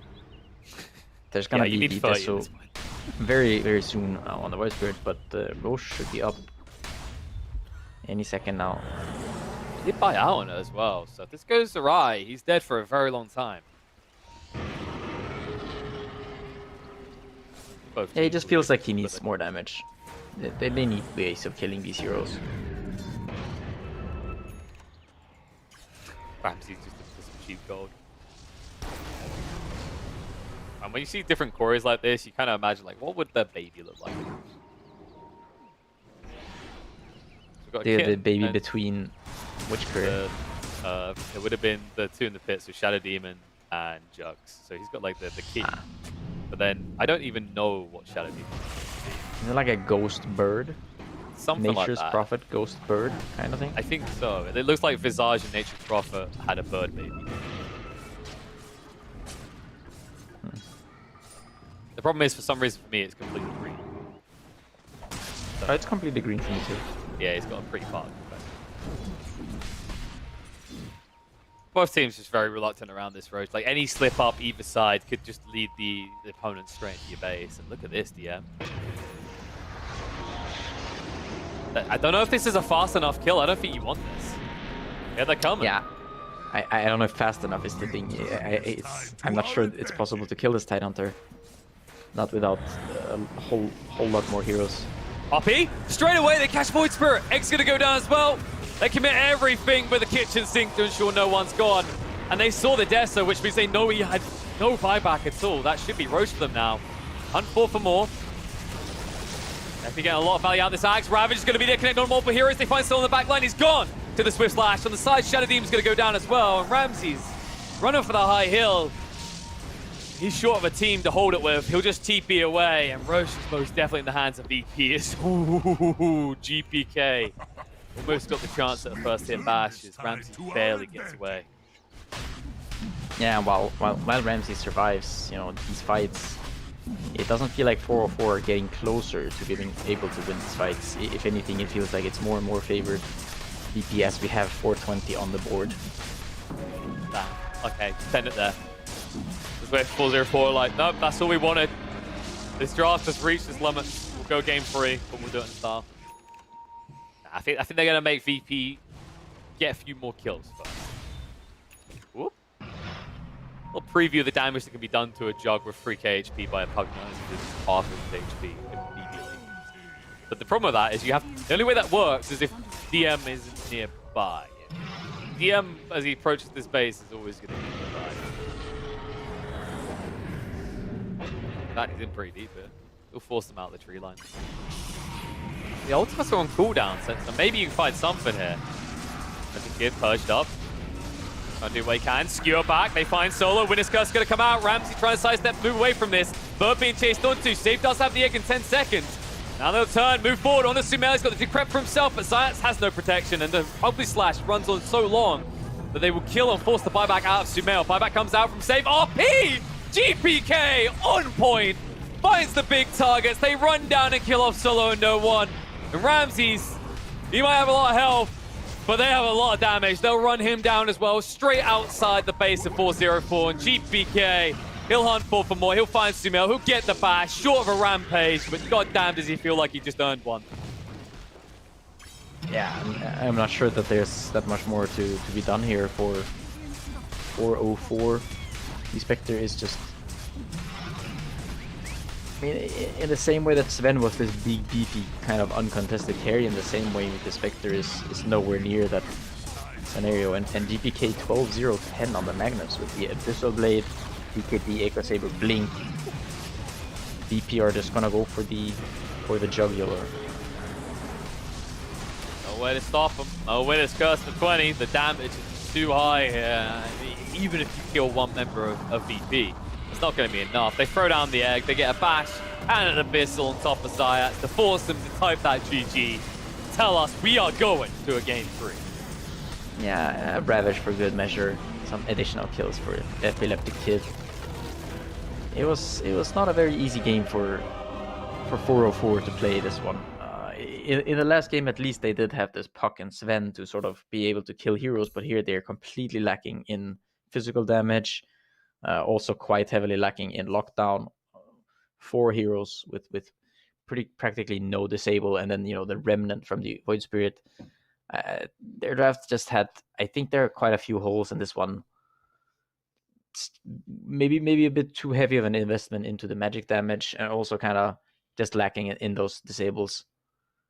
That's a fair point, right? Like imagine this draft if it has something like a Sven or a Faceless Void, like something that is going to dish out a crap ton of damage, because the way specs usually kind of go about these games is you scale to a point where you're unkillable and then you poke away at your opponents. And it almost feels like that was impossible, especially because of DM's build that we kept mentioning throughout this game. I feel like his was the most highlightable. He ensured that everyone else on the team could be as greedy as they chose because he was going to make sure that they always had health to play with.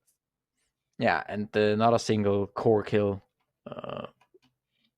on any of the VP heroes, any of their cores. No. So 404 kind of back to the drawing board after this one, I would say. You won that first game with good play, but this one was maybe too tough. No, I think the interesting part for me is going to be to see if Just Era adjust their draft to focus more on like winning the lanes with their support combos, or if they're going to continue this kind of post laning, more greedy approach to their supports. But that's theory crafting, right? Like that's going to come soon. What we're going to do now is we'll hit a short break, then we'll return for draft game number 3 between Just Era and First Pro. EGB, your esports betting world. The only place to find the widest choice of popular games and matches to win real money.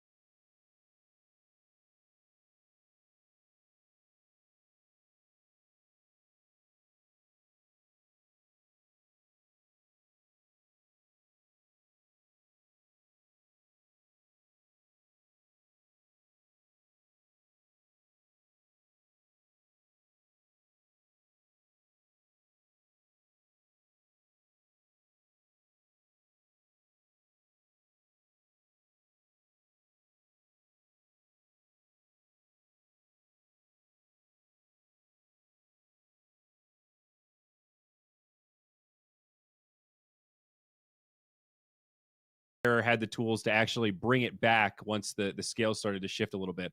This one harder, but like if just Error were ever going to have a chance, it certainly wasn't going to be in the early game with this draft, right? It's kind of what I'm getting at, I suppose. Yeah, pretty much. It was about their entry into those bigger fights, and even when they're the Aegis, right? You think about that bottom play. They had some type of fight to take, but the positioning from VP, drawing Error deep behind that tier 2, even into that tier 3 area just for the curse, like that was like the one window where maybe you could see Error win that fight and suddenly pressure that high ground area, or even the tier 2. But again, just the simplicity of VP's lineup, it came into effect, and I think it really did show how right now, Error need to find a way to deal with, like, if they don't have the Omni Knight, this innate big save, what is their play here? Because the double save strat they tried doing in game 2, it did not work. They had no map presence, no map movement, no even fight presence. It was just a drawn out game. That was it. Yeah, I mean, they drafted themselves a draft with 5 heroes that I think in the end they realized, and the biggest turnaround was the first team fight where they just got team wiped. Like they don't deal damage. That's it. I think they realized, man, we're screwed. We cannot play this game. We're just going to keep trying. But maybe they even started to think about what they're going to do in game number 3, because that one, just as an experienced Dota player, as all these players are pretty much, you tend to see the pattern, like where you're going to give your best, but, deep down inside, pretty much that you messed up, and there's like 1% chance you're going to win that game. I mean, how often do we see pro matches like this where the winning team doesn't concede a single death on any of their 3 cores? They only died 5 times that whole game, 3 deaths on Phoenix, 2 deaths on Enchantress. I mean, that's not that, if GPK died 1 time, that game would have been markedly different or anything, but even just from a morale perspective, that's pretty rough to see and relatively rare. Great execution from VP. They are fighting for their organization life, right? I'm sure if VP lose, they just get kicked again and suddenly the old VP's back. Like this is not just a best of 3. This is funding, salary, boot camp. Everything's on the line right now. Solo, he's fighting for his old org, and he probably really he doesn't care. But yeah, no, it's a very standout game from the 3 cores. Not dying at all. Yeah. PG. So hopefully we've got that game 3 draft coming up here momentarily. I guess any thoughts about adaptations, either key heroes? Do you think we'll see Magnus banned out? I guess it kind of depends on who has first pick to really gauge that.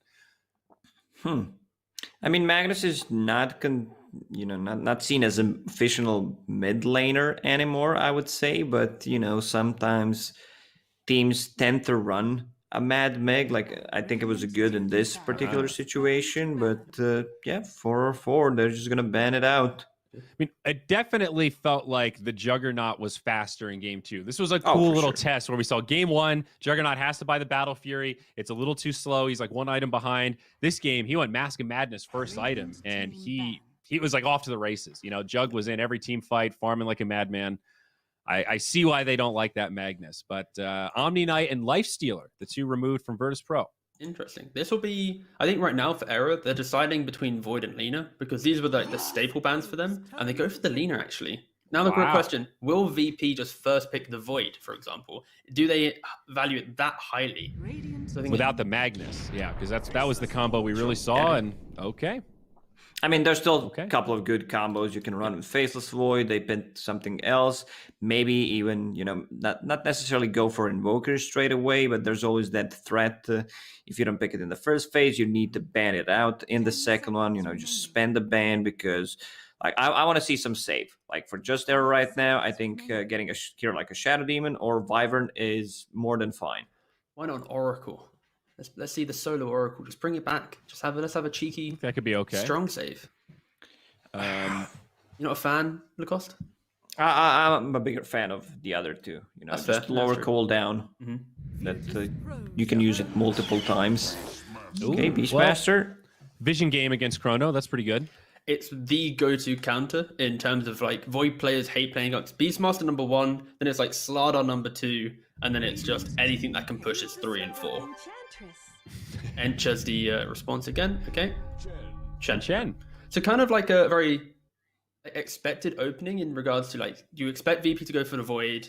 They have that beast response, and then VP are aware that might come into play, and then you get Ench Chen, right? So very reactionary picks on both fronts, getting through that first phase, and yeah, good either side. Okay, so what is the plan here? Beastmaster summons a boar, then Enchantress takes it over, then Chen comes and he takes it over, and then you get extra HP, and that's one big Boris, you know. Okay. I like to call him Boris. Whenever CIS team plays a Beastmaster, it's not a boar, it's Boris. That's pretty good. I like that. I might borrow that. Interesting to see VP also ban out that Pugna. Didn't feel super effective in game 2, but still scary enough that they don't want to mess with it here. I guess it is really good against Void, right? That's your anti-chrono solution sometimes. It's also great against push. Enchantress. Yeah. True. Ench hates playing up, like, true. She's like a laner, and then the game, if there's any kind of forward momentum, Ench just feels lost, you know, he can't really do much. So that's why you're most likely going to see these additional push-esque heroes, or at least earlier activated heroes. Also, lineup from Just Error, they like you have this roar, you have Chance heal, but you know you can still take fights even without those two abilities. And like I think what they want to do is just punish the long cooldown on Faceless Void. Yeah, exactly that. Look at all these bans: Pugna, Lesh, Furion. Just don't want to go quick. Don't want to take that tempo. And on the other side, I like Just Air's bans. All of these really good synergy with the Chrono. Snapfire, obviously. Phoenix, we've seen. Elder Titan was another one that came to mind that we've seen a couple times with the Void. Maybe not going to be the choice here, but that's a good. Thanks for reminding. Actually, ET was like the main reason why OG just got dismantled in that first series of VP. I don't think they're going to enter too quickly with it, but we might be seeing it as that fourth pick potentially. It depends how highly they rate not revealing cores right now, because again, ET would be like a soft kind of cover. You pick right here, bridge the gap, see one more hero, then you pick a core. Earth Spirit, though, a little team fight now for Just Error to go with this Beastmaster Chen. Nice rotating 4. Beastmaster, pretty stable, right? So you're able to pick a 4 that can move around the map a bit more. They need some damage inside the Chronosphere, like you mentioned. ET, Invoker, still available. Like, I want to see a hero on a mid lane that, you know, doesn't care too much about Earth Spirit rotations, where you can turn things around. And I think Invoker's that guy, you know, just he dives underneath the tower, you put a Cold Snap or just Tornado, and don't care too much about those kind of rotations. I would love to see ET here. Yes, yeah. Good. Okay. As I say, I'd love to see ET here and then VP round up with like a Zeus. That would be like, I've kind of changed my opinion quickly about that ET because I think they need to have control on what their mid lane brings. I think Lacoste talking about that activated hero, sure, 100%. But I think you have to look less about what Earth Spirit can provide in pressure to mid and more about that kind of team play. Once you leave laning phase, like you cover yourself with good vision and you have a weaker mid hero, but then when it comes to like the 15-minute mark, that mid hero, because of good vision, is like insane. So I really want to see Zeus, unless Just Error picks some like perfect Zeus counter, like a Storm here. Like Storm's actually pretty good here too with the Chen. I'm just enjoying this draft. It's actually pretty sick. Yeah. Like this is something that Navi ran multiple times already throughout this tournament, and they have a limited lockdown. Like, yeah, there's a Chronosphere, but we've seen how potent that combo is, and with just Chen having a mech, like Chen is the hero that just rushes mech. You don't need any other items, and he's gonna be level 6 by 10-minute mark. This is where you wanna, break the game for your own team. Like, we want to get the advantage because they just don't have enough damage to kill heroes with the mech. And I love TP that. Instead, low push. I love that. Nice. So you think it's gonna be Zeus? I think you could still Zeus with the new build of the wave clear. I think that's pretty clean. You definitely can. It feels a little risky, but it is. But like it's about the idea of this pick is you need your supports to have good lanes to free themselves up to counter rotate when Error also make those same plays, right? When DP pushes mid, you need to cover the DP Chen and Earth Spirit coming mid with like that ET rotation as well, right? If that rotation doesn't come in, you're over. You're done. Like, if it's other position for, I would say Shadow Fiend, but it would be too squishy. This is a tanky hero that can survive the burst, like rotations from Earth Spirit, and that probably, if it was Zeus Shadow Fiend, let's say for GPK, I think he dies. Like one roll and one Spirit Siphon, you're dead. So they're just going to go with the safer option. Also, Cleave against the Chen, against the Beastmaster, pretty standard stuff. And with the boat, they have enough sustain, I think, to survive throughout through initial burst of the roar. And, just damage mitigation against the ghosts and everything. Sounds good. I might be throwing Trent under the bus a little bit here, but I was under the understanding that the Kunkka Death Prophet matchup mid is dog shit for the Kunkka. So much so that Trent told me to stop suggesting that because Kunkka gets bullied in the lane too hard. Are you going to reverse over him as well, or? Well, I don't know. I'm Trent. torn. I would not have expected the Kunkka here, but I like everything you said, Lacoste. The cleave, all that makes sense, but can he handle this mid matchup versus DP? What is this 1v1 really like? Somebody educate me, please, because I don't know. I don't think it's that bad of a matchup, Of course, it's a melee against range. That Prophet has the sustain coming out from the Spirit Siphon. But, even if things are not going well for you, there's always the small camp that you can, farm on the side with the cleave. And, Kunkka's pretty much the only hero that can use the X-Mart TP back and just come back with the full HP, full mana. So it's really not going to be that bad matchup for Kunkka, in my opinion. Okay. I think the key I'm thing excited here to watch it. Yeah, it's going to be good. I think the key thing here is Kunkka has the skill set to punish the early tower desires of a Death Prophet, and she needs the right heroes to come in. The Kunkka needs the right heroes to come into play. And you might not get that with ET Ench. It's not like that amazing rotation potential where you have like a Tiny or a Clockwork. So I think Kunkka might have difficulties truly defending his tower if Earth Spirit and Chen and DP are all pressuring, right? So that's where I think the main concern here is in Kunkka DP. But VP then go for a. I love this Viper pick simply because they ban out Alk and Jug, pick Viper, covering themselves from Spectre. It's just like the 3-hit combo, so they don't have to ban out 2 and give up Jug or Alk, right? They're covering 3 heroes with just the Viper pick. So overall, I'm a big fan of VP's end to the draft. And it's also also nice damage in the chrono. Yeah, that defends the towers nicely on top of ET Kunkka. I'm a bit worried about earlier rotations that they're gonna make on Kunkka for sure. You want to make a rotation when DP 6 with the catapult wave, try to pressure Kunkka, maybe try to zone him out. ET is not the guy that comes in. He might be level 3, possibly level 4 at the time where he has 2 points in his second ability. So there's no counterplay. You can't use Stomp. You can't just stop the gank. You might try to get a return kill, but that's pretty much it. You can't stop what's already rolling for just error. 30 seconds of reserve time left. I'm trying to work out the carry here for Ramses, and it's when you see this type of lineup, you're thinking earlier timing, try and force the objective. You think of a troll, but then the laning might not be too good. Then Drow. Okay, that's a good. I always forget about the Drow. Every time because you're thinking about melee heroes. I'm thinking of the ping, Ramsey should be able to handle the ping. What's ping better, Lacoste? Melee or range? In a really simplified.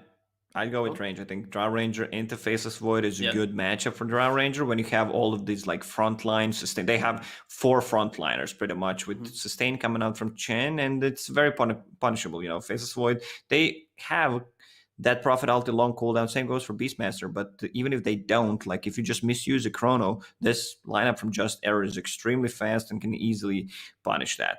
Also, they don't have the gap closure. You have Kunkka, but how's he going to reach the backlines on a Drow Ranger? That's my concern. Yeah, I think the key difference here between the time VP had this type of draft against a push style lineup is Error actually have an overwhelming amount of objective presence, and I don't think that damage they have early on will be able to deal with that. And I think as long as Error just play clean Dota, move from objective, reset objective, Roshan, that type of system, I think they should be in a good spot. But then, of course, you always have to factor in ET Void against any type of siege. If they play out the map well enough, then you do run into a big issue where the Void could easily go Battle Fury, Ags, for example, and now suddenly all the creeps and stuff are dead. So yeah, it's all about the stall game now for the VP. And can Error give them that breathing room? I don't know. All right. Well, an exciting game 3 shaping up here, at least in the drafts. Reminder, folks, if you're into betting, EGB making this event possible. They've got a banner below the stream. Check it out as this game gets started. But for now, we're throwing it over to our casters, KP and PyCat. Once again, gentlemen, it's all you. Wow, I'd say it's all CIS right now. You know, we got VP versus 404 coming down to a best of one, essentially, in this situation, Pycat. A big switch up from 404, this time around seeming to choose to focus more heavily on their laning phase. Yeah, not just the laning phase, but also playing a very quick lineup, as Ramses is going to be the Pretty target roughed up. here. He is most likely dead, yes. Yeah, going for a much quicker lineup here. First blood goes to Enchantress. Nothing, you know, not really not the big kill on hero you want. GPK. No, it's not incredibly impactful. Of course, you know, everything counts, but yeah, going with a much more early game centric draft here. They have the Drow Beastmaster Chen push with also the Death Prophet, and you know, just an Earth Spirit to kind of make up for some maybe lack of control. And the VP here, a slightly slower draft. It takes some time for the Void to come online here, depending on how the mid matchup goes. You know, could see GPK be the one who has to make these rotations. Yeah, and this bot lane should be quite peculiar, right? Because they don't necessarily in the early levels have great lockdown, so it's going to be interesting to see if they'll be able to actually punish this Drow lane at all. Because currently they've still got 3 heroes down. Yeah, and I think Sayak this game, he might be allowed to make a lot of rotations. It looks like they're just gonna start off with the Earth Spirit Drow lane down here. I'm curious to see if Solo is gonna make some of those rotations, or if they're just gonna keep this Beast Chen lane. I do think this lane should be quite strong up in the top lane. It should be hard for Enchantress and Void to overpower this lane. Or it's the creep swap, right? It's like, haha, here's the ball. Oh, I've enchanted the ball. Oh, I've persuaded the ball. And in the end, like, the Chen should come out a little bit ahead. Yeah, and the save, he's going for the pull on the wave. Sayak just trying to make his life a little bit more miserable. They're gonna get it though. One interesting thing I'm gonna make you do, Pycat, is I'm sticking Zari and Trent on the edge of the ship. You're gonna kick one off because there was some discussion in the panel about the Kunkka versus DP matchup and how favored this is for DP. Well, I mean, the thing is, it's quite a bit of ping on this Death Prophet, and GPK I think happens to be sort of a Kunkka specialist. I've seen him play the hero quite a bit, so I think, I don't know, I think it might be, it shouldn't really be that bad for GPK. I think he'll do just fine. If anything, he's just gonna farm. With some levels, you can pressure. I mean, you can pressure the Kunkka a little bit, but at the same time, you know, it's very difficult to pressure this hero. He goes for bottle, he gets this X mark, he can just go back to base and refill his bottle. It's difficult to pressure this guy, I think.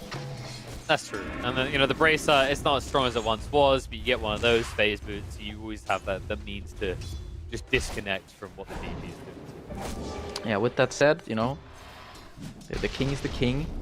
Yeah, I don't think he cares about ping. No, it doesn't look like it for now. See if it holds on. Chen, meanwhile, on the top lane, is going to be ran down. Even though they got the ball back in their possession, it just didn't matter. They said, okay, in that case, we'll murder the Chen because he is the level 1 Holy Persuasion. Yeah, quite impressive that they managed to kill Chen here. Maybe some bashes from the Void. They're gonna go on to no one here. And 1 bash might just do it. Can they even get it? Come on. Oh, that's 4 attacks. He's owed it. He actually countered the attack in the end. He'll finally get one on the solo. Ooh, no, he's not gonna. We've all been there, Faceless Void players, where you're like, I think I might have this. Do I dive hoping for the 3rd bash in a row? Yeah, he primed those bashes. You know, made sure that they were coming. Primed is an understatement there. Yeah, if he bashed no one once on that retreat, that is likely going to be a kill. I think the surprising part about the way that Chen kill occurred is how, even though Ench started bot, Illy still managed to get level 2. And the Ramses might be in trouble here.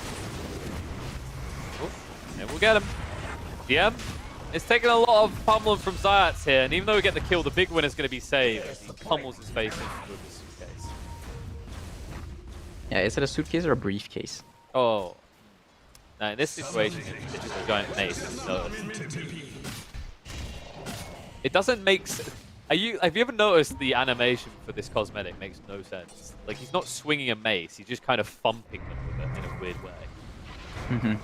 Yeah, nah, the mace thing is quite strange. But so far the lane's opening up quite well for VP here. Finding core kills almost in the top lane as well, but finding Ramses in the bottom lane and just Ilias being the one getting off to a good start here. Stomp coming out to Ramses. They're just gonna run him down here. They'll die for this as well. The urn online, Ramses is gone, and he just TP back. No TP for about 15-20 seconds when he's up, and they have Sows, so they don't even get punished for this. Yeah, this is why I was a little bit surprised that the Chen was not helping out in the bottom lane. Of course, the Beastmaster Earthbird might not be the strongest lane against the Enchantress Void, but you are sacrificing your Draw Ranger's game to some extent. There is a Divine Favor being used by the Chen here. Is it the Draw Ranger coming in? Yeah. Switcheroo. They kind of had to. There's no other option, right? Like, you can maybe TP bot as Chen, but just try for this matchup because the Beast Chen is clearly not giving you the oomph that you were looking for in this top lane. No, sort of a nifty rotation there. Just allows for MCs to come and play here up top with the Chen. And yeah, I mean, Beastmaster he can port bottom. But both these cores are off to very slow starts here. And no one is in a bit of a precarious position here. Only level 3. Against a Viper. Not really the type of hero you want to match up against in the first place. Yeah, and it looks like Sumail is pressuring GPK a little bit here. It's also a bit ahead in terms of levels. Nothing major though. Yeah, save is here. So it looks like they want to try and make a kill when 6 comes for GPK, as they did go for that early point stomp on the ET. Problem is, Sumail, he's rotating away. The scan does spot this in advance, though, along with the ward, so it shouldn't really net anything for Sumail. I don't know if you can push the tower. There could be... is there any way that the VP defend this, if the VP commits it? You could potentially try to do something with the ET, but it looks like he's just going to be too low on resources here after using these spells, and Sumail is just going to be porting mid. Yep. They actually dove the tower, so Sumail does come in. He gets hit up by the boat, but he's chasing forward. The damage too much. GPK, he never got a clip of the ghost ship. He didn't get the buff, and that means both of them are going down. The exorcism proves worthwhile. And even though they find a return kill in the top lane, Sumail extending that lead now from the mid. Yeah, and this is sort of the Sumail that you want to see. Both these two last games have been very quiet for Sumail. Not really, I mean, the first one was incredibly rough, and the last game was just kind of rough all over for 404. But this game, he's off to a very good start here. Most definitely. It's the fact that, you know, if you don't get greedy and make that dive as well, Sumail probably doesn't get anything from that rotation. It's just advantage for GTK, but now you have Bo again and 30. That's the difference here, right? It's like he can go and make another play. Sumail, he's still got to down for 90 seconds now. As I'm talking about that, bot lane actually punished DM. Yeah, it was a very, I think, smart port by Ramses there. He TP's bottom, goes up through kind of the fog, and they bait the Beastmaster. Viper commits the Viper strike. Beastmaster simply ports out, and the Draw Ranger has now made a successful rotation back to the bottom lane. They get the kill, and Beast is free to run to wherever he wants to. And that was pre-6, so you know, these kills are going to get easier now. Ramses has the marksmanship online. I guess one worry is it's not the easiest to get on top of the Drow, not with these supports anywhere outside of VP. No, I mean you need to get the spirit on top of the Drow, or you need to wait until Kunkka gets some levels, gets this X mark spect.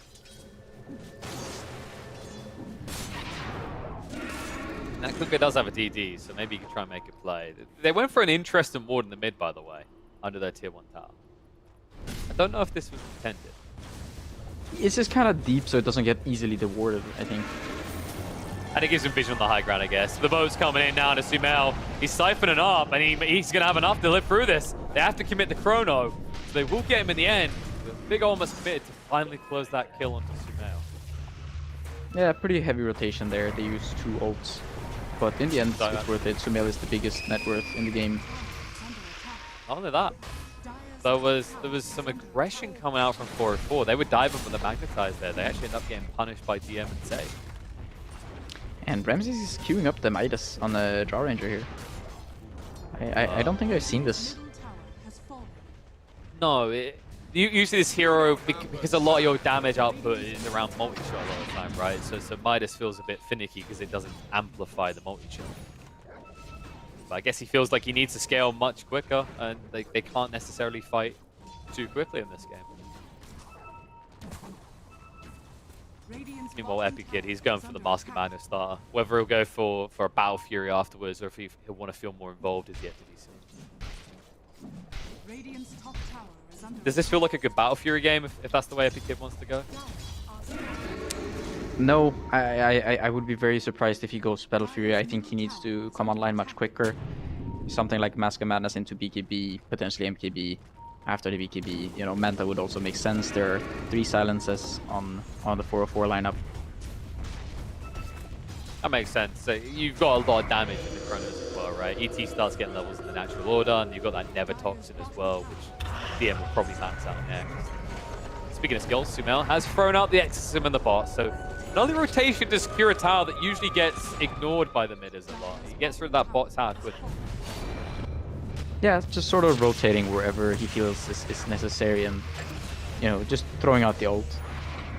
And they're killing the mid lane as well. DM gets picked off. No one's being chased onto. Vengeance might be had here by the support duo. So run down the Beastmaster. Reinforcements are coming, but they're too late. Sumail won't be able to punish them for that dive. Yeah, and a lot of these kills so far have gone to Ilias, who is queuing up the Vanguard. Radiant's top tower is Not under the most attack. common Enchantress build.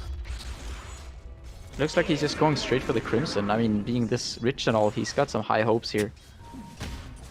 I mean, he's a big pimp, but it's not a bad item, right, against the Beastmaster army, the Chen army. You can kind of see that, but definitely a very different approach to what we're usually seeing in Inches. With all this stacking, he'll definitely get some extra gold in his pocket along the way. Yeah, there's definitely quite a few camps in that dire jungle. Gonna be very nice for GPK to just go through those. Should put him on par with Sumail, at least. We'll see what he wants to go for in this type of game as well. I feel like this is maybe a really good Heaven's Halberd game. Could be, yeah, potentially. I think, you know, BKB is most likely a must at some point, but he could go for some sort of in-between item. Yeah, the Radiance build feels a little bit dead these days. It's not a bad game if you choose to go that way, but if you've already got Yench build and the Crimson Guard, you're kind of already offsetting the creep army quite a lot from 404. Radiant's bottom Yeah, and this tower looks like is he's under just attack. gonna queue up the urn. However, they already have an urn on the Viper, my friend. He's going for a Spirit Vessel. Don't think. I hope this gets communicated before he starts buying into things. This could get very awkward very quickly. Yeah, and he's changing his mind now. Looks like it's gonna be the armlet instead. A more respectable choice. There is a decent amount of dots to be thrown around by 404 in these fights, especially the Earthspirit. So it won't be the easiest armor probably. And this is gonna be a very early and quick roach here by 404. Not even committing the EXO. Just with the Beastmasters, the Inner Beast and the medallion from Chen. They're going to spot it too late. Yunks it up. ET was almost on time to stomp. Not anybody would have been able to follow it up. And there you go. This is clearly why Ramsey's got the Midas. And then another glove to face. He just wants the extra attack. We figured it out. Yeah, he's just gearing up to farm. Radiant are You can see he's catching up now despite having this very slow early game, very poor start. He's finding some farm. And it looks like Epic Kid is actually gonna go for a Midas of his own after the Mask of Madness. So. Okay. Maybe he saw, okay, well, the Drow's got this one, and now that she's got the Aegis as well, like, it's not an easy pick. So if we can't punish someone's Midas, clearly you just join them. Yeah, and I think it should be okay to do this since there is this Midas on the Draw Ranger, and is under attack. you just want to, you know, I mean, if you can stall the game, it's most likely a good thing for VP. Smoke break. Sumail's been found. He'll throw out the silence. He'll screw off their timing on the X, but save is there to save the day.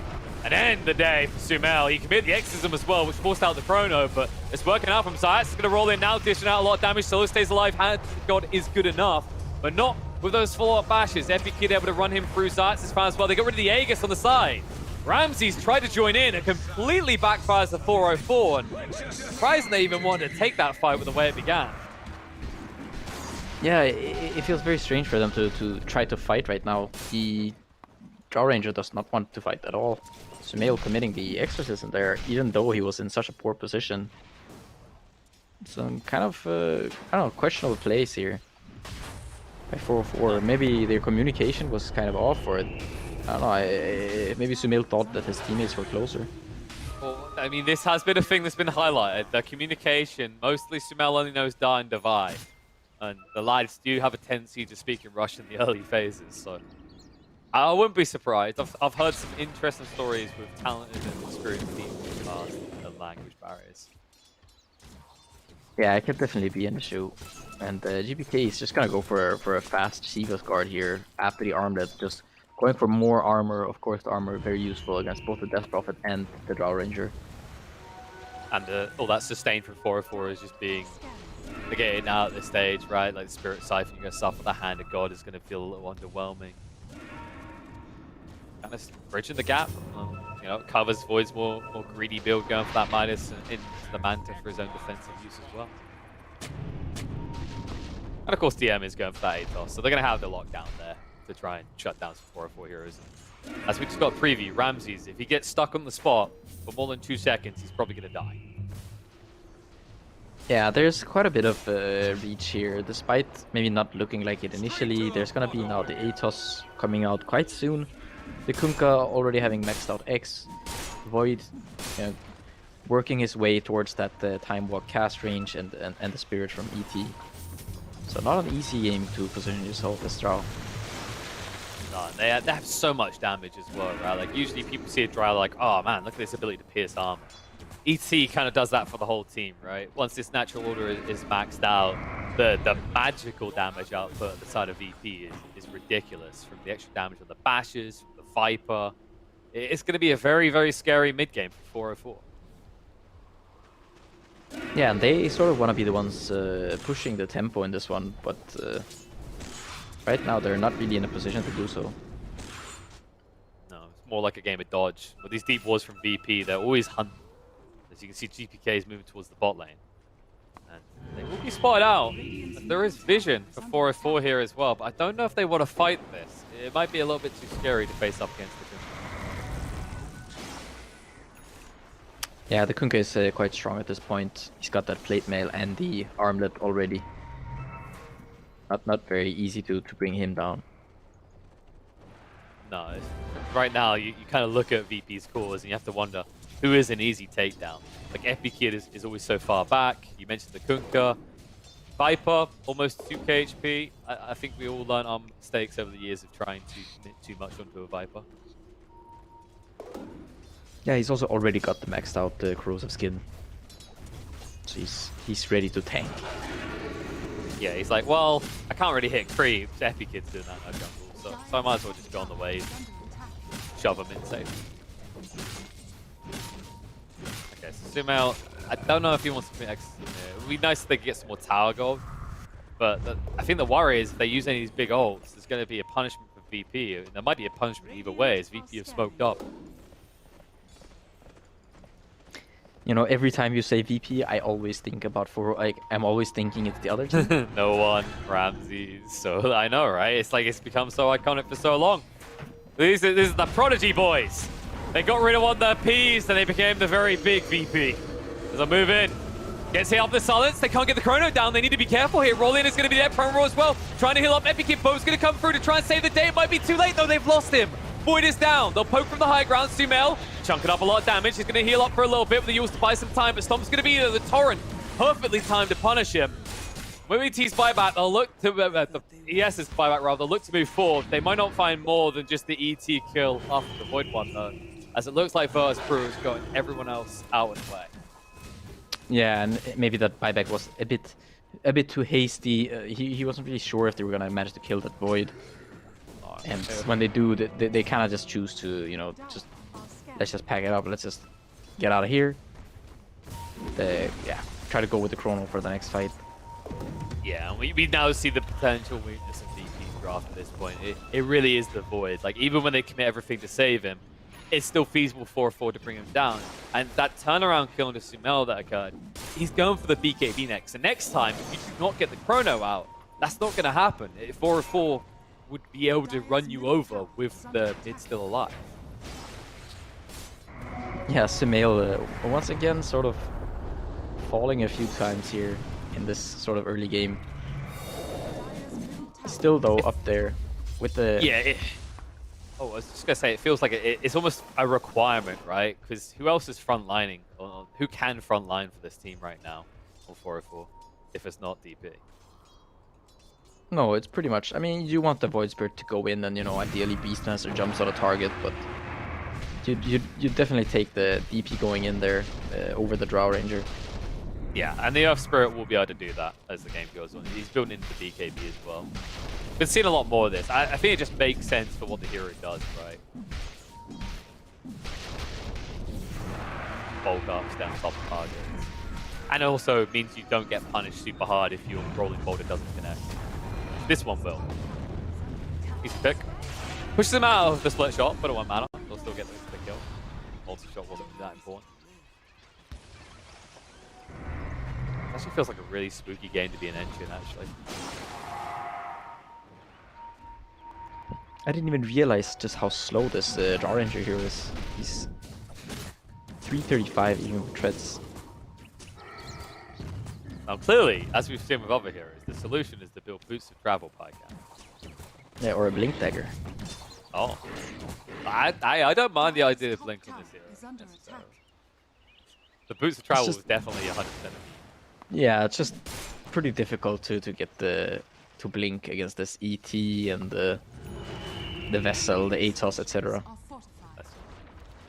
And Yeah, usually very this hero... quick Shivas also by GPK here. Top tower. Right, yes, and he's good in that, so we're getting the pure anarchy. It makes sense against this lineup. Like, we've seen what happens. If they can chain stun Sumail, even with a BKB, of course, the kind of issue there is you have to not be stunned to press it. They have the means to kind of force him in that manner. I think that's the nice thing about the ET, right? Is like you can go for the stomp and they either react with like a BKB or a 4-staff, or then you can like kind of assess whether it's worth going in. Yeah, no, sure. And avoid getting quite close now to his Manta, so he's gonna feel a bit more safe. Oh, he actually, yeah, he's got it. He's just queued up another ultimate orb to bait us. So that makes me wonder if he's considering a Skadi. Would be a very good game for it. Against the ranged heroes, against the heal that we've been talking about before. This smoke, everything might be against this Drow. Ramses has no escape either. They'll jump in, time dilation. They realize they don't even need the chrono to kill this one. And that's going to be an easy pick into what should be a quick Roche. Yeah, the Roche also just respawned. It's quite a fortunate timing there. They are gonna lose this top tower to the Beast though. Yeah. But they're going to be okay with that trade, I think. Like, it's almost like the Drow's a little bit too predictable. This ward that VP put down definitely is almost immediately paying off. Does it make sure that there's no any sort of rebuttal coming out from 404 as they were split across the bottom side of the map.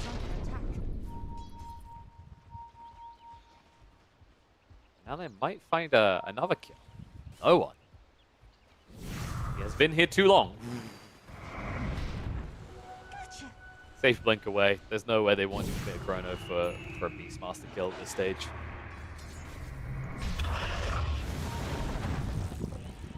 It's got me wondering, like, what's the plan now? Like, with this Drow, you've got the BKB online.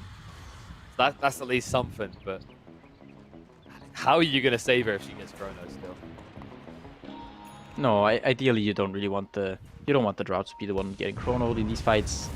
Yeah, you do have the BKB, and a lot of the damage coming out of VP is magical. There's the ET, the Earth Splitter, but Ramsey. Okay, there's the chrono. Ideally, you don't want your Drow getting chronoed is the correct response by Cap, but when she's found out Roman alone, that's what's going to happen. ET isn't even going to be brought down. We'll finally get him at the end of this, but it's an overcommitment now from 404, and they need to get out. Atos is going to be there under Sumail. The bashes, BKB does get forced out with the exorcism. He has to stand and fight, but Epike doesn't care. With the Mask of Madness attack speed, he's bashing through him. The hand of God to try and sustain him. Will barely get him away, and the follow-up, one bash will be enough. Nice save by Zayat. Will allow him to get away, but the Torrent does clip onto the Earth Spirit, so he will be punished this. Solo's able to just TP out, same with Sumail. But Zayat is going to be left behind, and of course, because they got the draw before that, a worthwhile trade for VP. Yeah, they did have to use the Chrono, but like you said, they did get the Drow Ranger, and the Earth Spirit died once again, now without buyback. And the tower will fall fast against the force of VP. It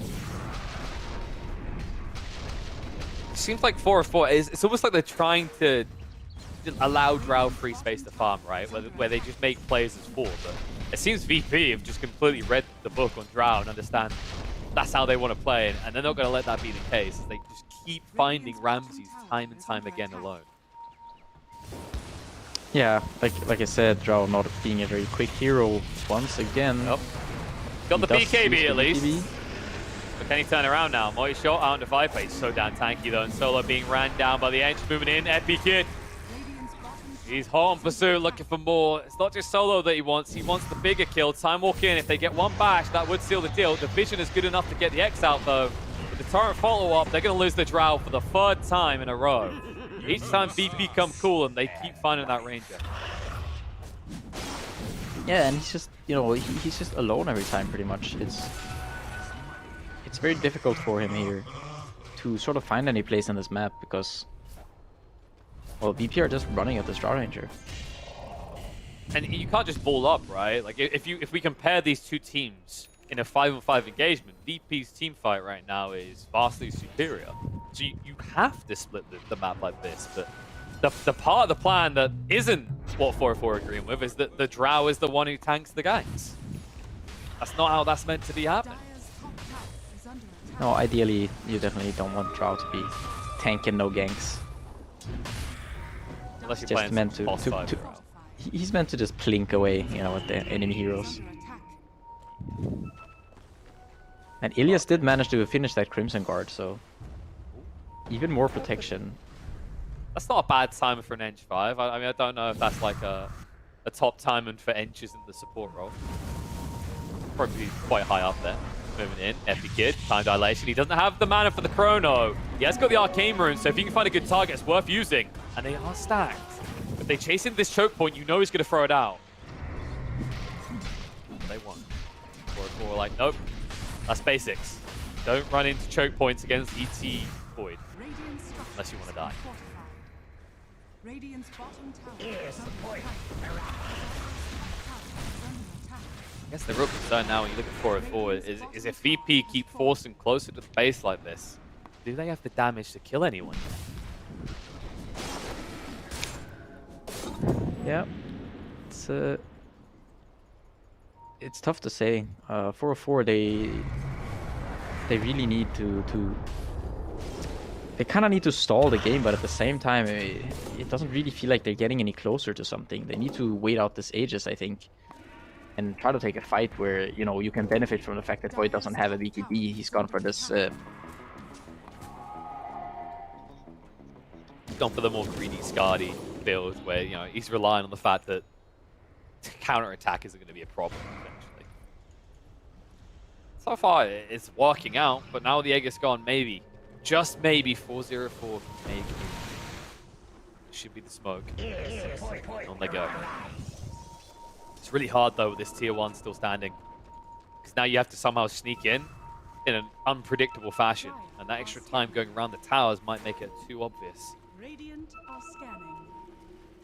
And it's also VP still have their mid tower alive, even though it's a Kunkka versus Death Prophet. That's what I was saying. So they can't. Usually in this situation, you smoke and you run past where the tower is, right? It's those extra seconds make it obvious. Instead, it's going to be VP that strike. Surround his Ayats. They'll try and back away, but it's just too much damage. They'll find Sol as well. Chrono's going to go down. They did find Drow Ranger. They're trying to heal her up with a Hand of God, but it's not good enough. Yule's buys enough time for her to start running away. But she might still be there. Gus to push them back. BKB from Ramses trying to run this one off. But they're hunting forward. They find the kill onto the Chen finally. The buyback out from the F Spirit. And the Crime Roar's going to be there. Faces void the target. They need to connect with the roll, but no! The turret storms all around the fight. Stops the rolling attempt and wipes the entirety of 404. GG immediately gets called by 404. They know it's over. And VIRTUS Pro, what a way to decisively decide the final game of this series. Yeah, Epic Kid there, he survives with just about 20 HP.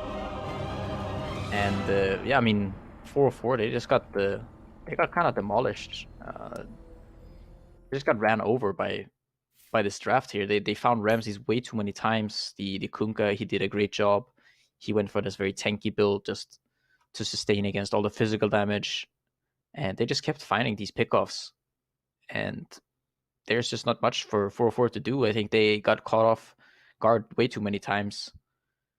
Didn't really look as kind of much of a team, you know, as maybe you see VP play as. They still seem a bit kind of new to playing with each other. Yeah, that's the thing. VIRTUS Pro, they have been together at its core, these type players, for a little bit longer. You know, Epikid, DM, Save, and maybe that does come into the factor. But at the same time, we look at the other side. It's Zayat, No One, Solo. And they then, played of course, together. Ramses. No, for sure. It's just you bring in this guy who doesn't speak the language. It's also no one switching role. You know, it's just the dynamic in the team. They still need some time to figure it out. Exactly. I just love what we saw at VIRTUS Pro. It's that kind of dotes that you're used to seeing, the good old-fashioned CIS aggression. That was the thing. They never gave Just Era a chance to regroup. And that does mean that we have our victors here in this series. VP, they take it 2-1. We're going to throw it back to the panel where they're going to break this one down and hopefully have a pretty special interview. Interviews. I can't wait to see who we interview. That's going to be an exciting one. Congratulations to VIRTUS Pro, a series well fought. They fell in game 1, but they brought it back with 2 very convincing games. Game 2 especially, and here in game 3, it kind of felt like that Drow Ranger never really had a chance to get off the ground, boys.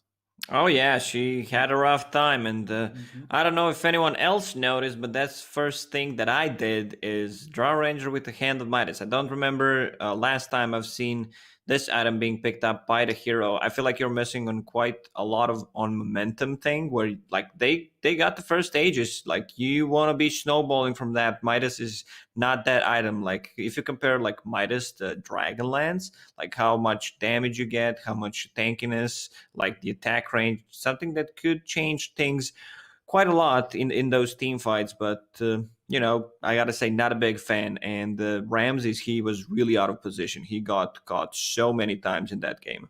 Yeah. Sorry, T-Gov. We'll give you a chance to talk afterwards, but I think we've got our interview set up, and Save is with us. Save, can you hear us? Yeah. Hello. All right. Hello. You sound great. Thanks for joining us here. Congratulations on the big win. How you feeling after those 2 very convincing wins? Feeling good. Like one previous EVP roster. Yeah. Yeah, absolutely. A bit of a grudge match there. You guys have started really strong in this group stage, undefeated so far. Now, I'm sorry, you lost.